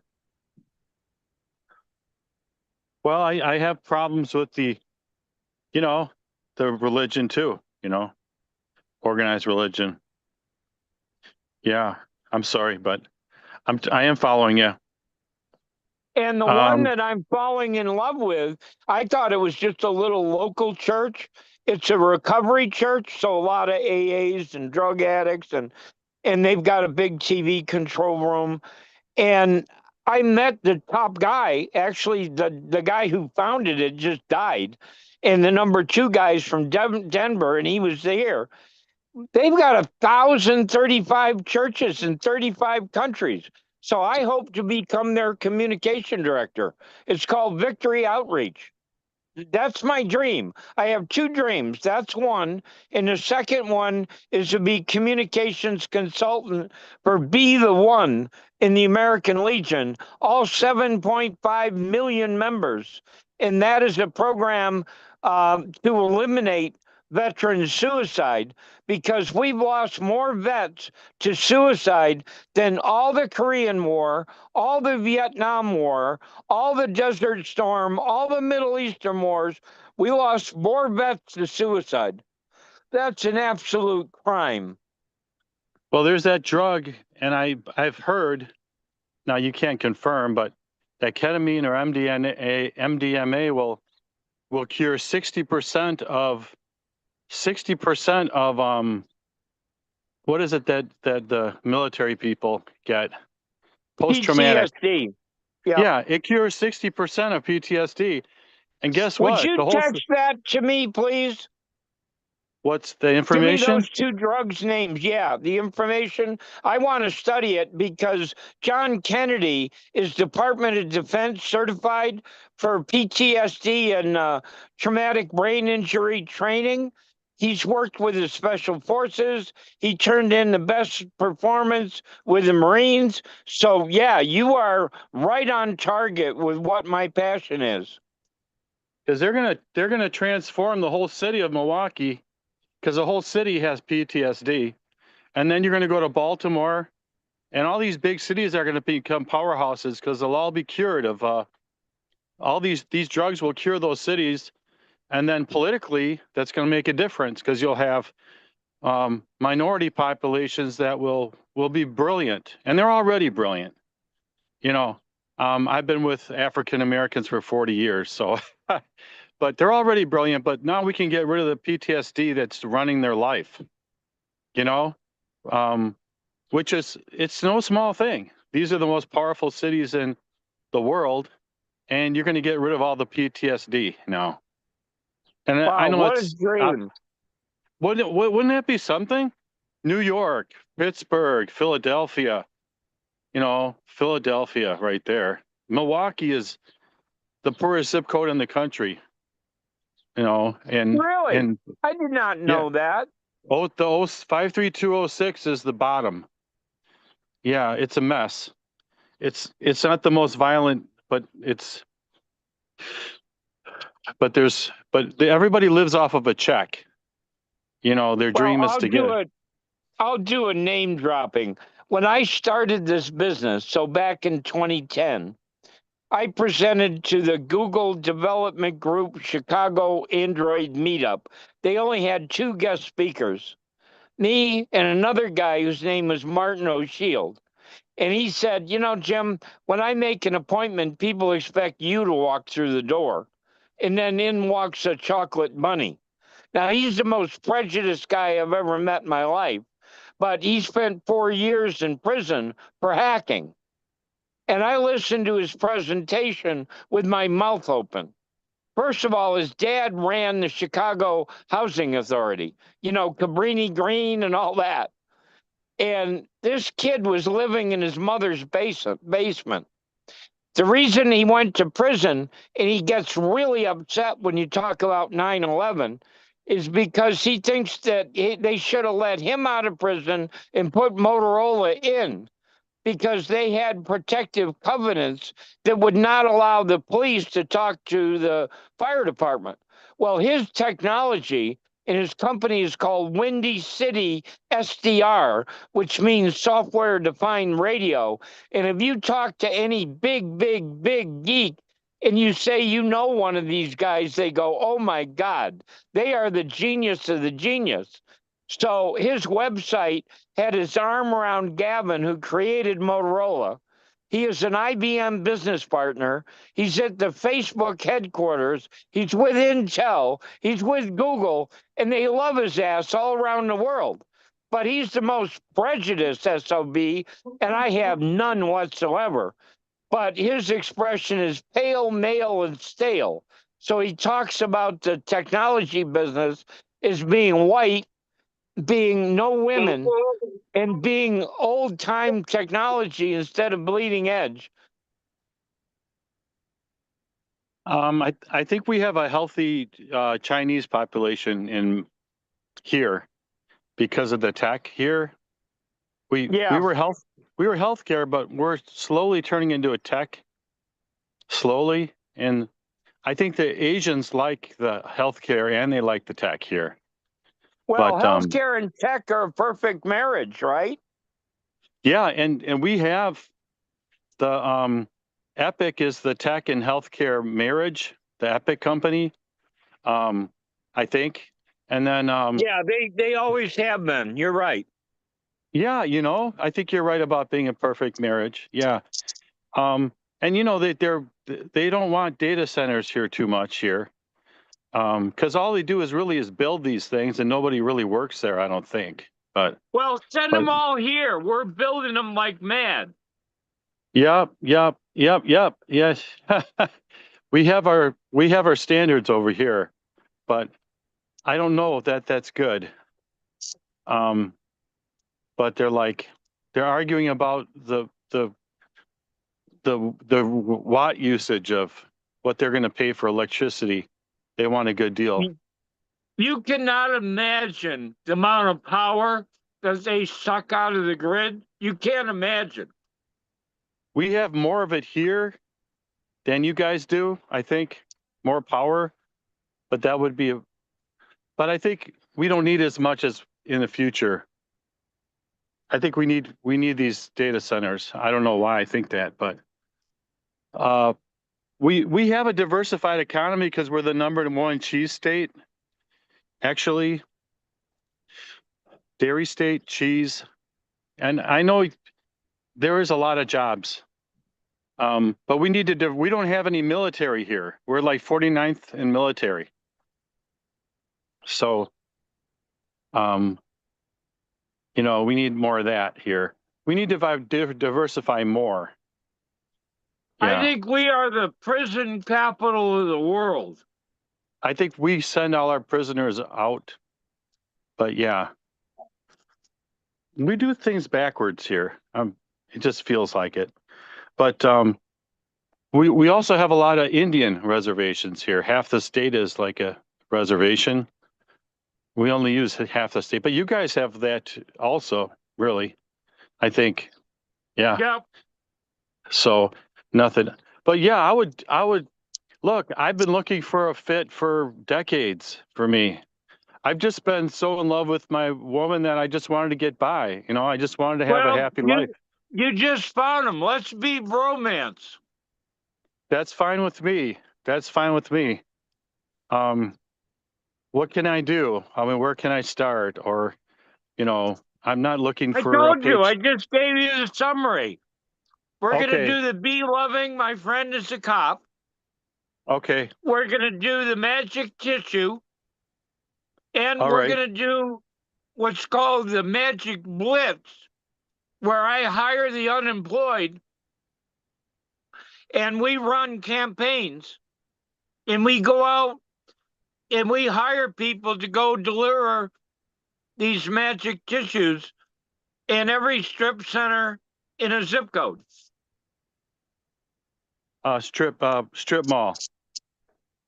And then if you're really serious and you want to do some homework, go into your local post office and ask them to make you an expert in EDDM. That means every door direct mail.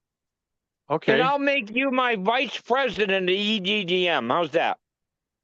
Okay, so I have to go in there and ask for the Every EDD. door direct mail. EDDM. Every door direct mail. Have Okay. them educate you. Okay, I'll do that. I'll do it right away. I'll go in there I and believe you will. yeah, I will. I will. This sounds like fun. Yeah. And then when are you going EDDM. to have me as a guest on your podcast?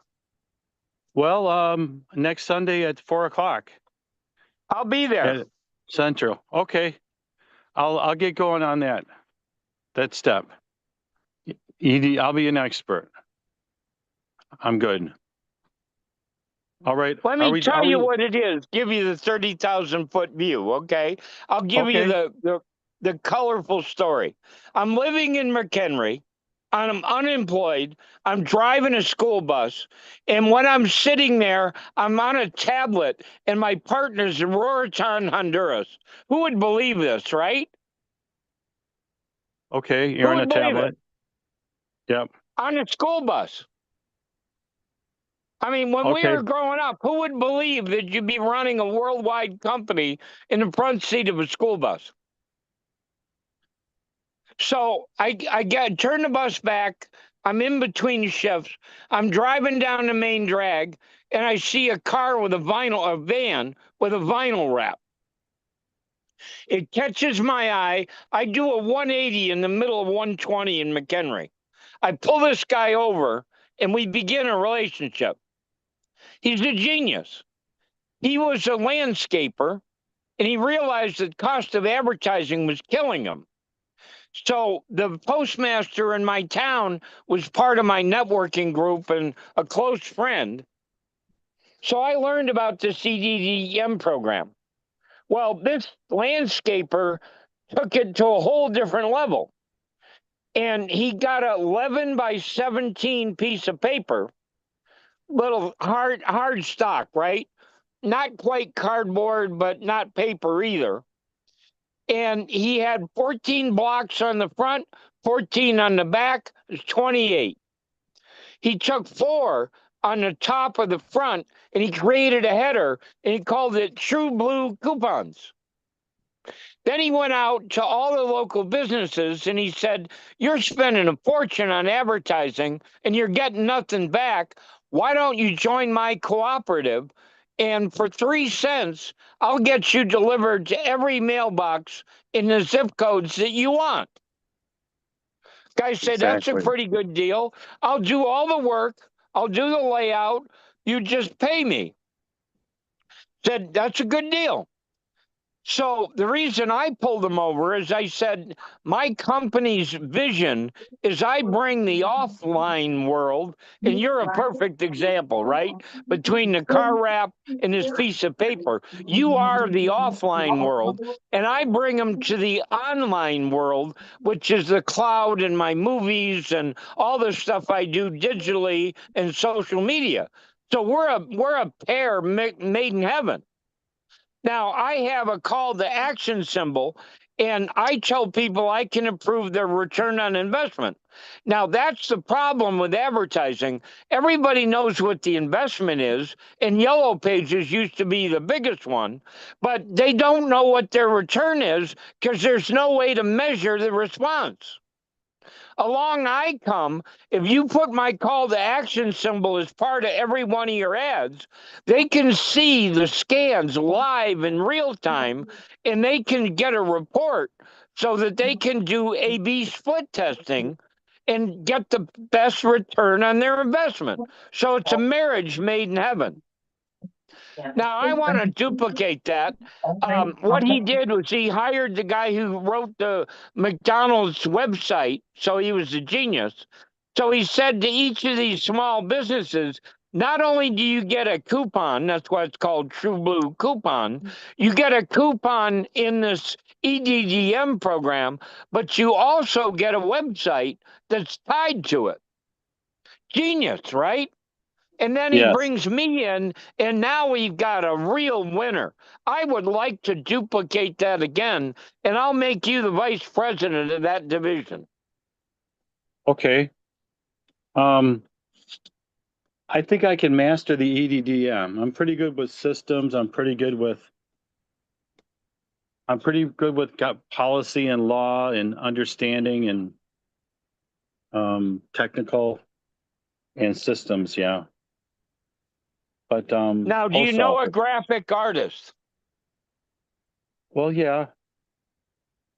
Perfect. That's all you need. Or I could give you mine. It's one of the best in the world. He's in India. Okay. All right. Do you know a web developer? Because I only do mobile. I know a security guy that does web security. Cybersecurity? Yes.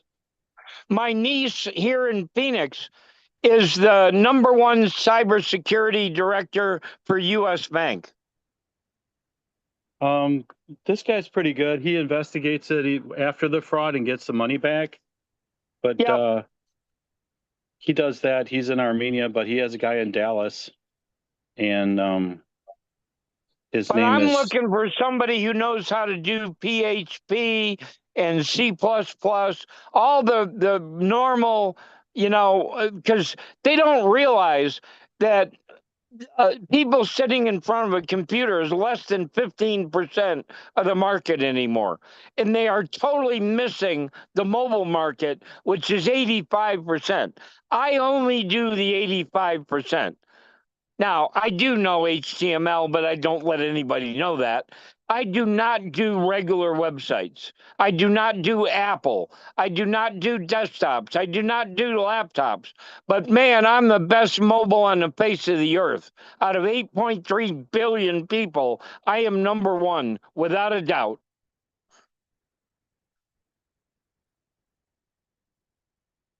And then if you combine that with my magic tissue and the EDDM and another program that I can teach you about called Box Top Advertising, and this one is the simplest Columbo sales pitch.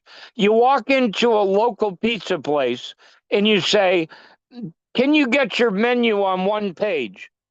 Guy says, "Yeah." "Great. How many of those do you print?" "Oh, I don't know, 6,000. "Great. What does that cost you?" "Oh, $800. "Great. I'll pay for your menus. Any question?"